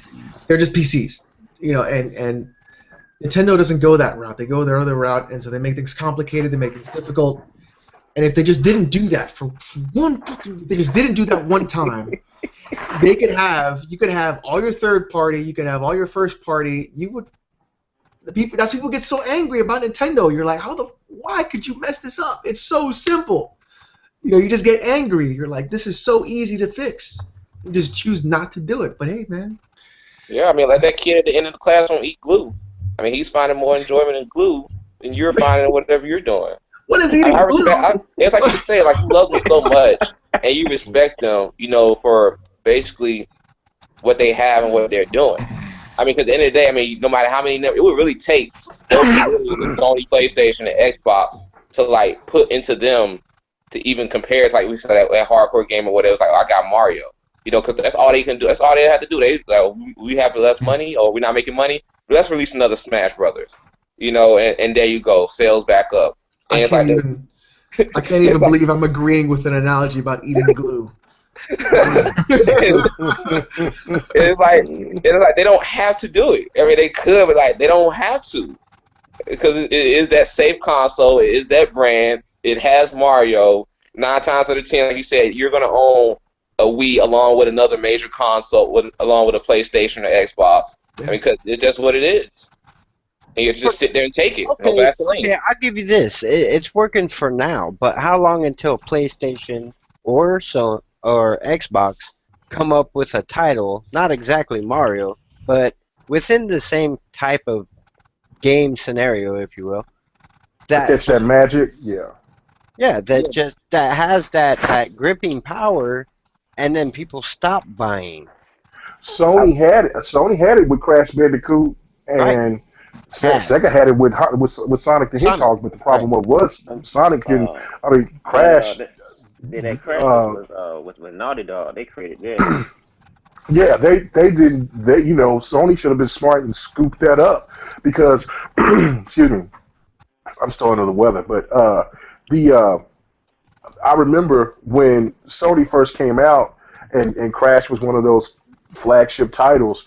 They were actually projecting Crash Bandicoot to be the protagonist for well, not the protagonist, but the console face for the PlayStation. When you had Sega had Sonic and you had Nintendo had Mario. Right. I don't know what fell through, but if they kept Crash like that, then they would have had it. Xbox has never had except for Master Chief, but that's a totally different thing. They don't have a cutesy. But at the same time, Master Chief sells consoles. Yeah. Right. Well, Master Chief is an icon. He is an icon. There's no doubt. Yeah. Right. Go ahead. No, I agree with you on that point. When they have to create a game that has that's going to make those numbers. What I also do is I also like reverse that look. It's going to take. I bless the day a developer is born that we meet another day that he's able to make another game that because when you get up there with Mario numbers, you're going to have to beat out Halo, Gears of War, God of War. So that next game right there, I bless it onto the consoles. I just don't know what it is yet. Now, let me ask you this: what was your first Mario game? My first Mario game with Mario in it, or like just like Mario on the cover? Mario game. Donkey Kong. I mean, my first game I played was Smash Brothers, but it had to be Mario Kart. It's just Mario game. Yeah, mine was Donkey Kong. Donkey Kong, yep. Donkey Kong was about Donkey Kong. Donkey Kong in the arcade, yep. Right, but Mario was the person you played as. Then you got your first Mario game. Right, then you got your first Mario Brother. We were just them two together in a little pack. Right. Then you got Mario Brothers with Nintendo. I can't tell you how many hours I played that damn game. And each new console, you got a new Mario game with the new console. Shit, I went backwards, man. I was Mario 3 first. And then Super Mario, and then Super Mario World. So I was all backwards. So he started flying with the raccoon hat first, and then went backwards. Yeah, man. I went to the craziest fucking game you can think of first, then jumped into Mario. So there's people like us who've had Mario around for all our gaming life. Yeah. All the way. We've seen him evolve, and some of the evolution of Mario today, I don't like as much. And if PlayStation or Xbox could create that, I would love for my kids to grow up with that type of character and watch it evolve. Master Chief is not okay for a 6-year-old to play. I'm sorry. My son wouldn't have played Master Chief, so he's not grown with that. He attached to Spyro and Bandicoot. Sonic was already long gone by the time my son came around. So there's nothing really there to steal the kid market from Nintendo. But once that happens, I was gonna say Max Curse of the Brotherhood, but that ain't no kid game either. Right. But once But once that happens, GTA they're gonna have to restructure. Yeah, true. I mean, they have a hurdle to climb too, because now the kid market is just basically Call of Duty. Yes. Which is a Right. damn shame. Cause yeah, my ex actually bought my son Call of Duty. Oh See, my it just, god. Um, They need to make a Mario Call of Duty. it's just like you don't know whether Damn. that's just like a generation Talk thing now. I mean, that routine. could be like a generation change. You know, because when we came from inside, we looked to go play Smash Brothers and Mario Kart. You know, Mario 64 and all that. Now they come inside. Hey, I want to shoot something. I want dark matter. right. Yeah. Yep. You say dark That's the matter. problem right Well, there. that It's that Call of Duty. right. That or now it's Destiny, soon to be Division or Titanfall or any type of game. Shooters definitely took over, but Well, I mean, shooters have never really gone away, right? You've had them since even the early '90s with Doom and yeah, Quake and all that kind of stuff. I remember playing Doom when I was a kid, and I sure as hell shouldn't be playing Doom. I'll tell you that right now. Hell right, yeah, right. Doom 3 scared the fuck out of me. Right. Being 12 years old and playing Quake 1 and having Trent Reznor blast through your headphones at 2 o'clock in the morning really wasn't the best thing to do as you were growing up. But every generation is going to have the bad games to play. But you know what, man? Something about Nintendo games. Doesn't matter how old you are, they're always good. They're always good. I mean, there's your exceptions, but most of the majority of the time, they're always good. And I think starting off kids with like Super Mario World or hell, Chrono Trigger when they're like in their early 10, 11, 12. right. Playing Chrono Trigger at 10 years old, I lost my damn mind. Mm-hmm. You know, like you don't get those kinds of game experiences anymore. And I think you have kids, right, Charles? Huh? You have kids? Yes. So here's my question to you, since you're a dad. Anybody else here a dad? Yep, I am. All right, so Shadow's a We dad, all are. Mega's a dad, Charles is a dad. I'm not a dad. I'm 30. I'm not a dad yet. So here's my question to you. Would you force your kid to play all the games you played beforehand, before the No. new stuff? No. No. So you wouldn't be like, yo, you have to play Super Mario World. You have No. to understand why this game is good. No. No. I'm a believer that if my son, which he is a gamer, when he wanted to be a gamer, got involved in gamer, I took him to the store and he picked out a game he wanted. It happened to be wrestling was the first game he wanted. Ain't nothing Right. wrong with wrestling. So that's the one he went for first. When it got too frustrated because he was young, and I tried to explain to him, it's to get the characters you want, you got to play the game, you got to beat the game, and then you start unlocking characters. He wasn't too fond of that idea. Then he got what was that? Skylanders or whatever, the one with the little characters The toys? you buy. Yeah. Yeah. Okay. He loved that game. I mean, loved it. Then from there, it went to Legos, just all different things. And then one day he comes home, I want Call of Duty. I'm like, what? Well, one of his friends, he stayed the night at his house, had Call of Duty. And he had the PlayStation. My son had the PlayStation. So why not, right? My wife got him the Call of Duty. I was like, are you sure? I know how you are about guns, kids with guns, and da-da. She's like, it's a video game. Yeah. All right, and I let him develop the type of gamer he wants to be. I'm not going to influence his choice of games and make him possibly hate gaming. Right. So I mean, because that's kind of where I'm at. I'm like, if I have a kid, would I be like, look, your games are fine, but you got to play this. no, what you do, see what you do before they ever become a gamer, you play your games in front of them. Right. So, Right. and when they're young, like 2 and 3, you don't want to play Call of Duty in front of your kid. No. You don't. You don't want to play Halo or anything because, as a matter of fact, one of my best friends, he's not allowed to buy an Xbox One because he played Halo on the 360 and gave their son nightmares. Oh wow. Good God. Right. Kind of like So- how Shadow is losing Wow. right now to Bandicoot. You just can't get past that first level. Right.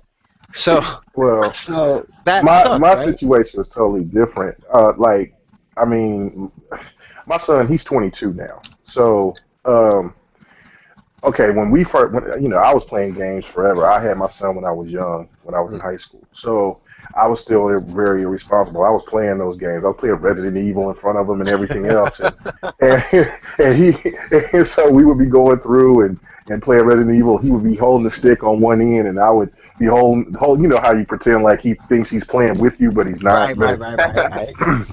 I would play, but when he wanted to actually start playing games, I let him play Mario, Sunshine, and Smash Brothers and all that. But one night he was like about 9, and it was right before he had to go to school, and I used to do this thing where it was called Halo Night, and this was at a game store. This guy used to do where they had LAN parties, where playing the original Xbox, and so I brought him. I said, okay, Oh Oh, God. he dropped out. Ah, that happens. Yeah, that's what you get when you talk about Mario. But When you're talking yeah, about Smack. well, see, and You dropped out that's again. kind of my Yeah. that's kind of my point. When you're sitting there, I can't tell you how many times my daughter, of all people, would sit there and watch me play shooter games, and I suck, right? And my daughter's like, "Damn, Dad, you keep dying." I'm like, right? Like, can I try? She was getting frustrated watching me die, and I'm like, I don't know. If Mom sees you doing this, I'm not. She's like, I won't tell. Oh yeah. You know. So I let her play. Man, I only put this game in here for y'all because everybody's kept mentioning this game for Sony. Oh This is yeah, what they need to my bring back. my kids loved it. My daughter, she actually did better at me at Battlefield than I did. She Oh, was loving it, right? She was a little mad when I got her the PS4 or the PS3. She wanted the Xbox 360 because most of her friends had one, and I said, "Well, I'm sorry, you got the PS3." You know, it Too is bad. what it is. And that was the only way I influenced her gaming was by what console I got her. Now, both kids had the Wii U in the living room and the GameCube in the living room, and both kids had a PS3, each Yeah. one in their room. But my daughter got into it, and there were times, Dad, I've been doing good in school, blah blah blah. Can I get this game? Well, what game is it? Alice. Oh Okay. no, you got. Oh Lord, damn, that's the wrong Right. game to get, Charles. yeah. No, she played it. My daughter does really good in school, so much so that my bankroll at the time was horrible because she would bring home these A's and I give her $200 for a reward. Hey man, whatever gets You straight know. A's, man. Right. So I guess, yeah. my straight A student says, "Dad, there's this game I really want." Okay, what's the game? Alice. I looked it up and I'm like, you sure? She's like, yeah. I'm like, Alice. oh, Alice is okay. no joke. I'm like, okay.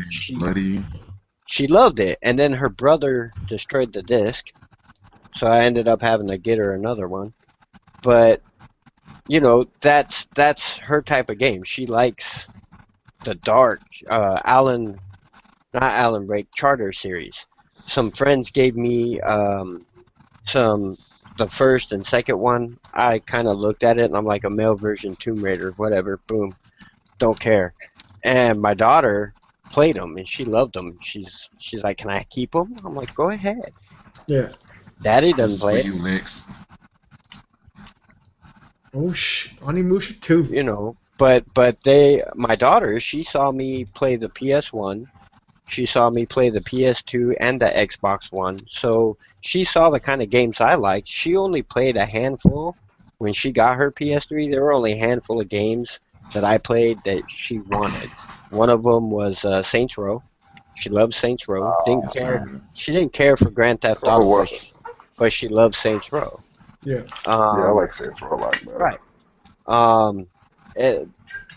And that's it was good to see my kids develop their gaming tastes. genres, Yeah. what they love to play, what they're willing to not only spend my money, but their own money on when they did get money.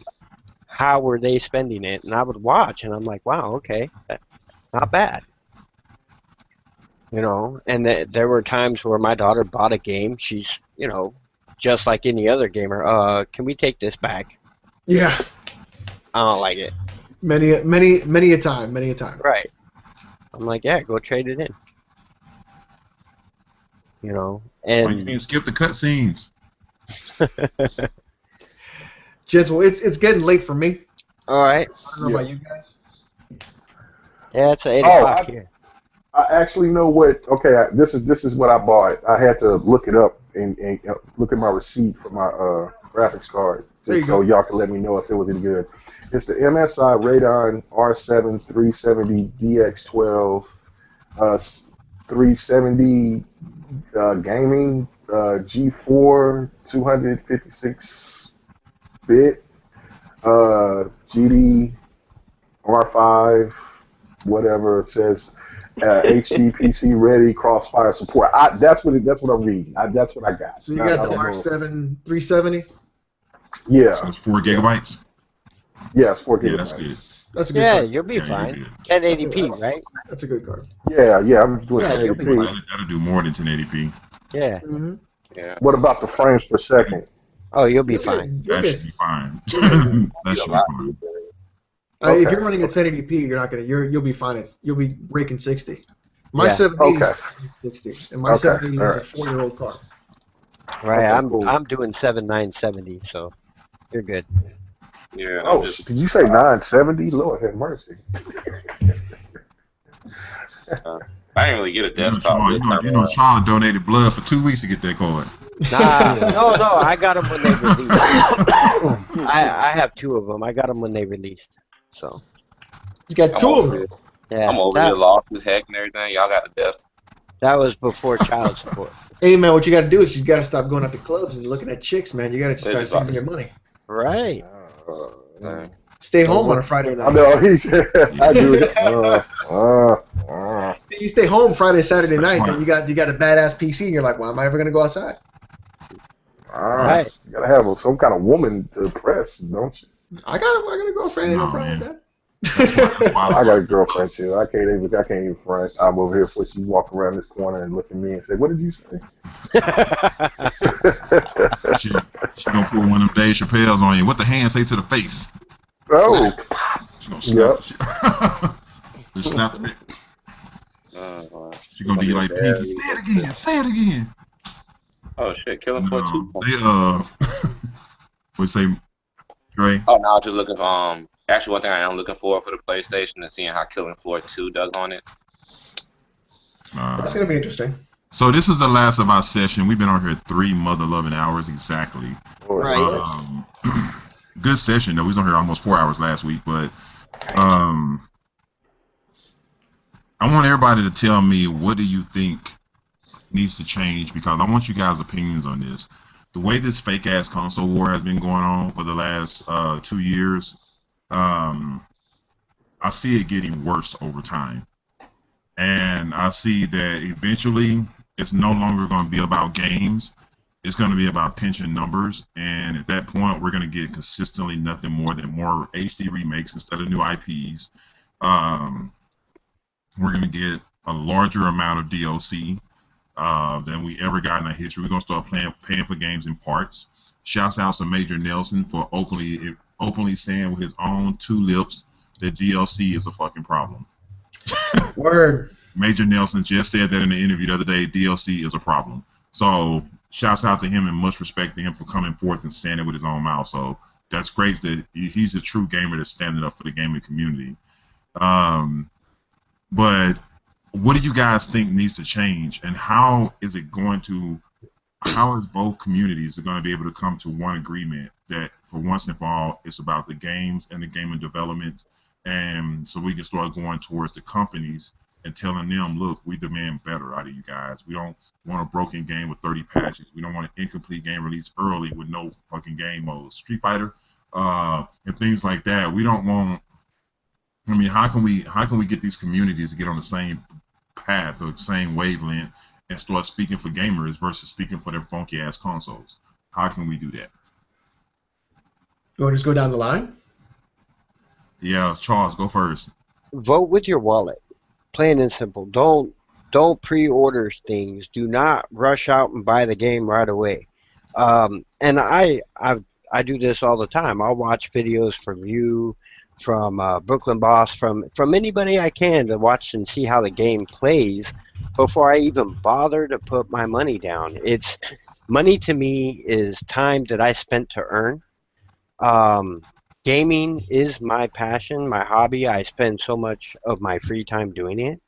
Um, but at the same time, I have to vote with my dollar. I voted wrong on the PS4 this year, or last year.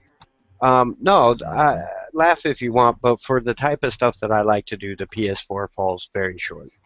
The Xbox One, those who are friends with me on it, they can see I'm not on it a lot. I do work a lot of hours. Plus, one of my favorite titles of all time came out on the PC, so my free time's been there. People have to vote with their dollar. Don't rush out just because it's a title you've played before and you know, oh, I had so much fun. Vote with it. If you don't like the fact that they have day one DLC, don't buy the game. Get the Game of the Year edition. The DLC will be in it. You know, stuff like that. Until people start coming together and go, no, that's not cool. You know, that's one of the ways to try and help fix the problem, in my opinion. Okay. Dre. Uh, Dre. yeah, I'm here. I'm here. I'm still thinking. Can I get a skip? Can I get a third one? All right. K Mega.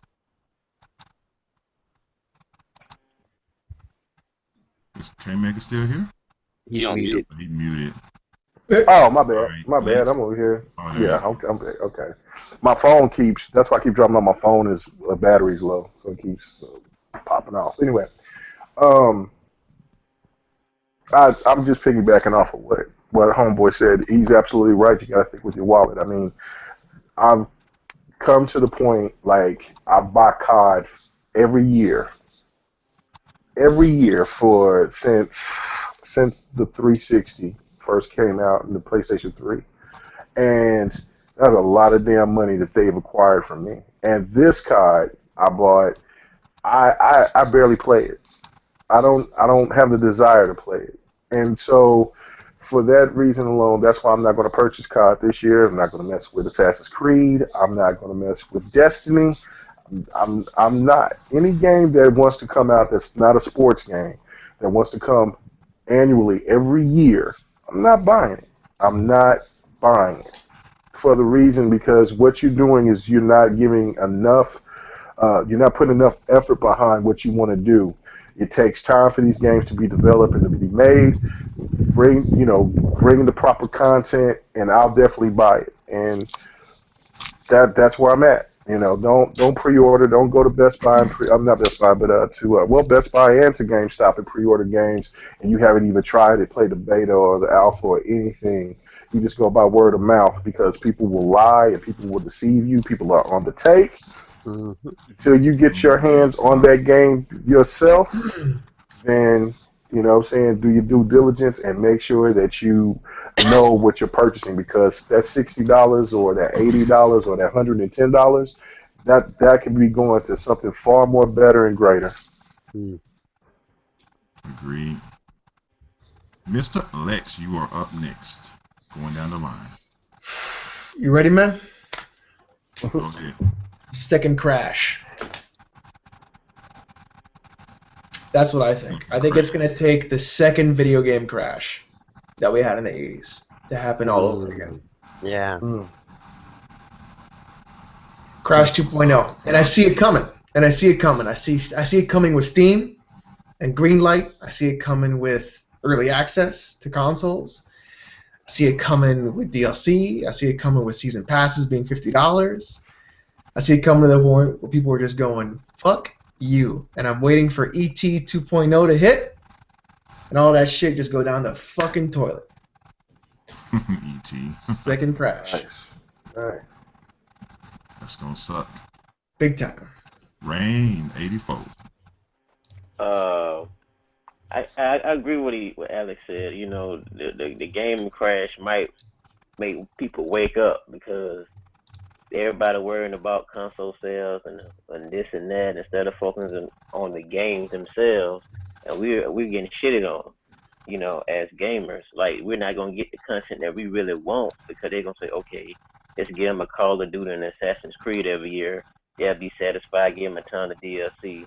They'll love that, but that's not gaming. You know, back in the Genesis and the Super Nintendo era, we had games, a variety of games, and they was good. They wasn't this half-ass shit we get now. They giving us all these indie games. This bullshit. It's and to stop listening to IGN and GameSpot because they just everybody just go to the head with that and the Demon Seed Digital Foundry. All they do is they really piss me off. But Kotaku for me, dog. It's Kotaku over here. it's like everybody that's in the gaming industry are fanboys of a particular console, and it's pouring over to the gaming community. There's nothing wrong with having a console that you may favor over another, but you don't have to talk about it like it's the second coming. Like you literally have pro PlayStation so-called journalists, and that's all they big up is PlayStation and Sony. PlayStation and Sony. Like the other consoles don't exist. You shouldn't have that in gaming. They don't really even call themselves journalists anymore because they don't want to be caught up on their bullshit of being fanboys. Yeah. So it's like, I understand they probably grown up in the PS1, PS2 era, and that's all they know and love. But the real gamers can see right through that BS, and these fans out here, and most of them are kids, anyway. All they know is PlayStation. Literally, that's all they know is PlayStation, and they think that's the only console in existence, and they get a kick out of having, oh, we got the most popular console, but you ain't got no games, but you don't care about that. And then they give you this weird list of games all the time, and this. And then they put Godzilla on that list. They was like, oh, Godzilla gonna be a beast. Yeah, we all seen how that worked out. And they don't know about the exclusives. I think what Microsoft was trying to do, they was actually trying to make games cheaper for us, so we won't have to pay $60 for a game. They was going the route of Steam, but the game's going to be cheaper, But since Sony hated on them so much, and GameStop, now we in the situation that we're in today, So, and Sony wasn't trying to hear that, because Sony trying to get some money. Yeah. So. Get some money. Get some money. You gotta agree with what he said, man. It has become more of a. I'm gonna go down the line what everybody said. Charles said, "Speak with your wallet," meaning if you don't buy the shit, eventually they'll stop trying to shove it down your throat. The only reason everything has turned to a DLC, a partial game market, is because people keep paying for it. And they feel like it's working. If they feel like it's working, they're going to keep throwing it out there more and more. I was really happy when Major Nelson said it becomes a problem. When that's all you depend on to get a full game is the DLC. That's a problem. He said DLC as a whole isn't a problem. It's how you produce it. He said, if you're telling me I have to download something to complete my game, that's a problem. If you're telling me that I have to wait 3 months to get the rest of the game, like the same way of phrasing it, that's a problem. It's just how you do DLC is what the problem is. It's not DLC in general. If you're telling me after I done beat a 30, 40-hour game, you're going to give me 20 more hours, hey, so be it. Because I know you're adding on to what wasn't there at first, or you never had time to add on to it. But just to straight out tell me I can get the game in portion, that's the issue. You're going to go down to what K-Mega said. Same scenario. I mean, it's this whole industry is so broken and divided. It's just it can't come together in one decision. And if everybody gonna focus on like Rain and everybody else, we're gonna have a crash, just like Alex said, because there eventually it's gonna get to the point nobody gonna spend no money. Developers gonna stop putting out new ideas, new IPs, and they're gonna run out of ideas because all they're gonna do is keep remastering everything, and everybody's like, fuck this, I already got that game, and it's gonna stop. It's gonna put everything at a halt, and what that's gonna do is hurt us as a whole because the hobbies that we once loved, we're not gonna have anymore. People gonna go back and start playing old games they already have until shit get right. Might even get out the house and start arcades. Might actually come back with some stupid shit. That GameWorks might go back in business. Back when Sega and Spielberg had a vision. I'm okay with that. But Dre, yeah, me too. I love GameWorks. I love their restaurant. You are the last person. All right. I just want to get just like a quick restatement just to make sure I got it because I don't want to have a repeat of last time. Go ahead. No, like restatement of the question, so I make sure I got it. I don't have to repeat it last time. Oh, okay.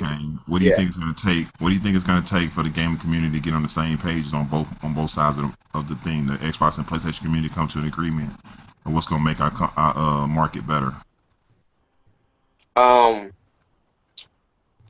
far as I'll go with the market being better first off. As far as the market being better, you're gonna need your options. We had to start riding this wave of, like you said, DLC. You getting your game and the rest of the DLC, and basically every game coming out focused on multiplayer only. I mean, because granted, there are new people that come to the gaming market, the gaming community each day, whether it be kids or old people. And I mean, you gotta stop making everybody into PvPers. You know, there's some people out there who's scared to play an RPG because either just too much time, there's not enough action, or they're just impatient, and that's not what the rest of the market is about. As far as community getting together, honestly, I mean, something we talk about all the time in the video. Kind of, you might just have to have one console. To be honest with you, because I mean, we have to have some agreements. Everybody's gonna have to. Each community is gonna have to speak up for their own right and what they want. To basically get them to come together. As far as PlayStation actually need the games, and Xbox filling in the holes little holes, whatever they need to take care of. And I mean, I think really, like I said earlier, hardcore Wii people, they're happy. But other than that, I mean, as far as having one community together with no arguments, which is everybody's gonna have their opinion either way, which probably gonna go into a debate or argument. Just one console. Hell, the mom's been saying it ever since we were born. Why can't there just be one console that accepts all discs and games? I can save more money, and that'll probably be the only way. But yeah, that's it for me. Yeah, if it becomes one console, I go to 100% PC at that point and just give it up. Yeah. I really, that would be so terrible, because at that point, developers would get completely uncreative. Yeah, they get so fucking lazy. And see, that's what happened this generation. With having two consoles, they're not trying to learn both architects. Back in the day, when Super Nintendo and Sega Genesis was out, when developers made games on both consoles, they learned both architects and used them in their strengths and weaknesses. Sega Genesis had games made a certain way. At that time, Super Nintendo had what they call Mode 7. So a lot of the developers learned how to use Super Nintendo's Mode 7 in their games. So they were just like, well, shit, we can do these special, blends with the screen. We can make screens flip around. We can do all kind of shit with Mode 7. So that's what they did when they made games on there. When they made it on Sega Genesis, they knew it wasn't possible, so they added other features that was Sega's strength. Right. This generation, these mother lovers like to make that game one way, port it to both, and hope it works. And a PC with locked frame rates. Yeah. And they don't even try anymore, man, and it shows. And turning it, making them make one console ain't gonna fix the problem. What's gonna fix the problem is them stepping up and saying, look, the Xbox has more RAM. It has a SDS RAM. We need to learn how to fucking work. PlayStation doesn't have that, but they do have this architect. We can make games this way here a little bit easier. They need to learn how to use the architects instead of just making shit halfway and saying, oh, we couldn't get it to work the rest of the way. Yeah, a lot of that. I kind of find it very strange that every Xbox One game that's made by Microsoft or their Microsoft Studios runs at 1080p, 60 frames, no problem. But every time a third-party game comes out, oh, we have to knock it down to 720 or it's 900p or 900. Yeah. and stupid shit like that. Yeah, that's just so You fucking can look dumb. at it and you can say, is it at that point, is it the console or is it just that developers are just lazy, right? Because the developers, yep. Because they were crying for developers. x86 architecture, they were crying for more RAM, they were crying for all this stuff, and they got it, and they still can't do it. And even on PC, you'll get ports where you're like, yo, this was based off Windows tech. Why the hell does it still run like shit? Like that doesn't make, you're like, come on. Because you have graphics cards and hardware you know can run it. What's the problem? Yeah, why is this not optimized the right way? I mean, it's like you said, it's Microsoft Studios, it's Microsoft developers. I mean, granted, since the console is made by Microsoft, they know about it first rather than third-party developers. And I mean, granted, this is just a speculation of mine. It's probably good for business, but bad for the gamers. Microsoft has always been, like we talked about in the other video, where how through the years you see a game progress and evolve down the system because they learn what they can do and do more stuff with it.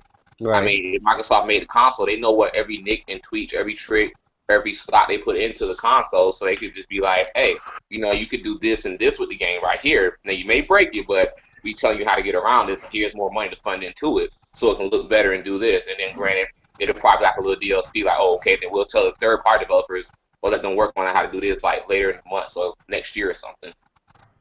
Mm-hmm. That's why your games aren't as good as 1080p and everything from actual, the Microsoft Studios. I definitely blame publishers and the companies to be pushing these developers towards, hitting a time frame. And then when the games are incomplete or broken, then the developers are the ones that get accused for it when it's really actually the publishers that force them to make that deadline. So, so I look at them as the problem. And then for any company that allows a third party to send ports over to the PC that's as broken as Batman was and just other numerous games, they should never be in business. They should be done because that just tells you right there that they're not giving a fuck about what's going on the PC side. I've even made a video saying that where basically, they want to just gravitate to where the money is, which, they make more money off consoles. So, to just throw any port, any company just to do a port, and they do a piss poor job of it, they should be held liable. That's terrible. Well, another thing too. Once developers, like you said, eventually make a game, their game, right? They look at the Xbox, a third party, and go, okay, what can it do? What can we push our game to do on that console, right? And then they do the same thing for PlayStation, right? Okay, this is what their hardware can do. That's when you'll start seeing differences and okay, well, it runs like this on Xbox. It runs like this on PlayStation. It has this features on Xbox. It has these features on PlayStation. They're not doing that. Yet people are still having a war as what console is better. How could I tell? They run the exact same. Yeah. And they do that on purpose, and they do that on purpose. They should. Yeah. I would think that it would be more. PlayStation would have games at 1080p at 30 frames per second, while Xbox would have their games locked at 9.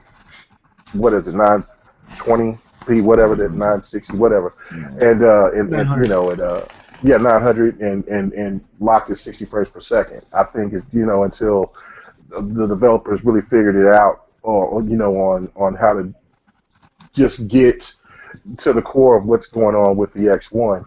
And then right there, you would see people would more gravitate to having a better performance, having a game that would perform better, feel a lot better than people would look at the graphic side of it. But they know what they're doing. Well, not even so much as, in my opinion, is perform better, but how does it perform differently, and what features were you able to implement in this version versus that version?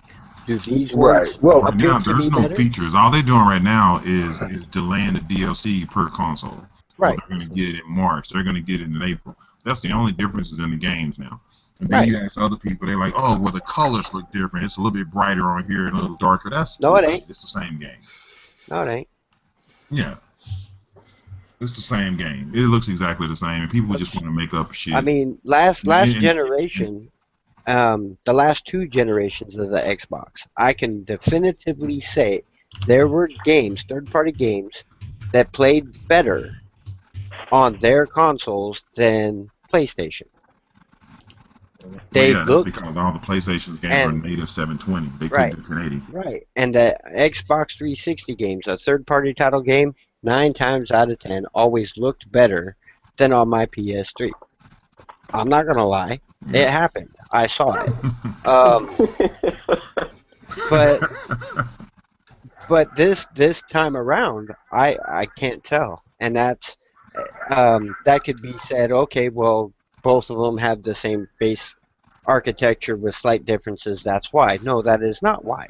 Nobody's taking full advantage, and Forza was the one that brought that to the table by saying, "No, this is what you can do with the Xbox look." I think a lot of it has to do with this so-called console war, because they want to sell PlayStation. So they done baptized the PlayStation 4 as the most powerful console. So it's like these game developers are intentionally doing that on purpose, just to say that the PS4 is more powerful. And in some Well, cases, let's educate some people real quick, because my boy Alex here, since I know he already listening really hard, um, he can justify this. Let's say this from a tech standpoint. We're gonna talk in I'm gonna talk in big dummy terms for the people who don't understand PC lingo. The PS4 is more powerful on paper. yep, Yep. A lot of people don't understand what that means. Is on paper, the architect is designed to give you a better graphics boost right. on paper. When people Whereas, talk about, well, the PS4 has DDR5 and the Xbox has DDR3 RAM. Okay, DDR5 is That don't RAM mean that shit. allows you to take. That don't Yeah, mean it doesn't shit. mean anything. Oh my god. DDR5 allows you to take information in one big lump sum. The problem with that is it also makes the load times on the system hideous, because right. it's trying to capture all that information at one time, so your game goes 1 cent That's instance. and That's that's why if why you notice every PS4 game that's out loads for fucking ever. and that Bloodborne, The Xbox One's DDR, huh? like Bloodborne and Witcher. And yeah, exactly. Them motherfuckers load for like 2 weeks just to get to the start menu. So it's like, that's why you look at DDR3 RAM, it does the exact same thing as DDR5 RAM. The only thing is it takes the information little bits at a time to eliminate load times, but it helps the game perform exactly the same. and The game is that's not going to lag out or do anything like this. It just helps you get that information in sequences. That's why sometimes you'll see Xbox One games loading mid-game, because they're loading the next segment while you're still playing it. that's That's the why only difference. right, and that's why in a PC you have both sets of RAM to help with the game. You And have that's why DDR5 Xbox and designed EDS RAM was so it could take the weight off the DDR3 RAM and you could use it for other things. right. So when people say that the PS4 is more powerful on paper, because when you put it all together, only thing they have is a 1 GB higher GPU. What's Right, the difference in and that? Nothing, because half the games don't even use the second gig. It's the exactly, purpose. exactly. So people need to start riding PlayStation's dick, because I'm gonna tell you right now, there's still 2 games on the Xbox One that to this day PS4 has not had one game that can come to that graphic level. Rise. First one, Rise Son of Rome. To this day, there's not one fucking game on PS4 that has graphics like that. Not even Right. one. Not Bloodborne, not The Order, nothing. Right. So nobody is even speaking on that nature. To this day, the PS4 cannot even get dynamic lighting.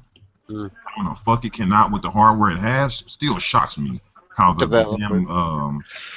damn developers. It still shocks me that half their games still are like pastel colors, while fucking Xbox colors look like acrylic paint. Shit, dark and rich and nice as shit. I don't see how in the hell PlayStation still has all those washed out colors on almost every game they have. It's unreal. The only game I've ever seen that they actually use a good color palette on was Infamous Second Son. The colors and lighting in that game were beautiful. Yes, yes. And I don't get it, man. But with that being said, enough. The games of the consoles are the same.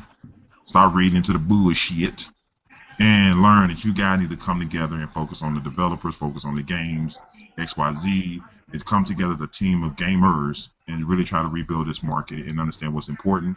Or like Mr. Alex said, we're gonna have a fucking crash. We're gonna have a dead zone in our gaming industry for a long time until developers figure out what the fuck they're gonna have to do to win their teams, their companies back, or win they followers and customers back. We're gonna lose a lot. And while you dudes are still creating this fake ass console war, we're gonna lose because of it. I'll say We're gonna lose. The developer, I mean, the consumer is gonna lose. What's up, Charles?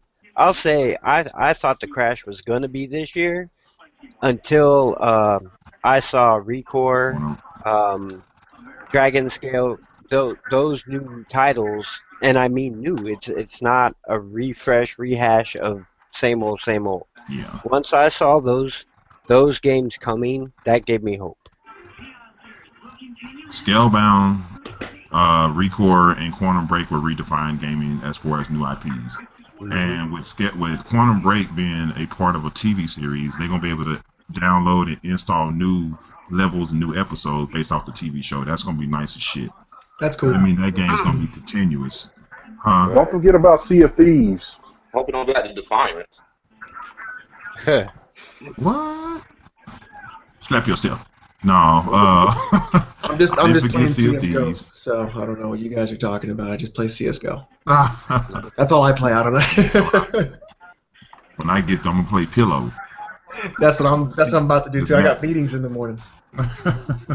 All right. So everybody who still followed us to the end, we still got a lot of viewers.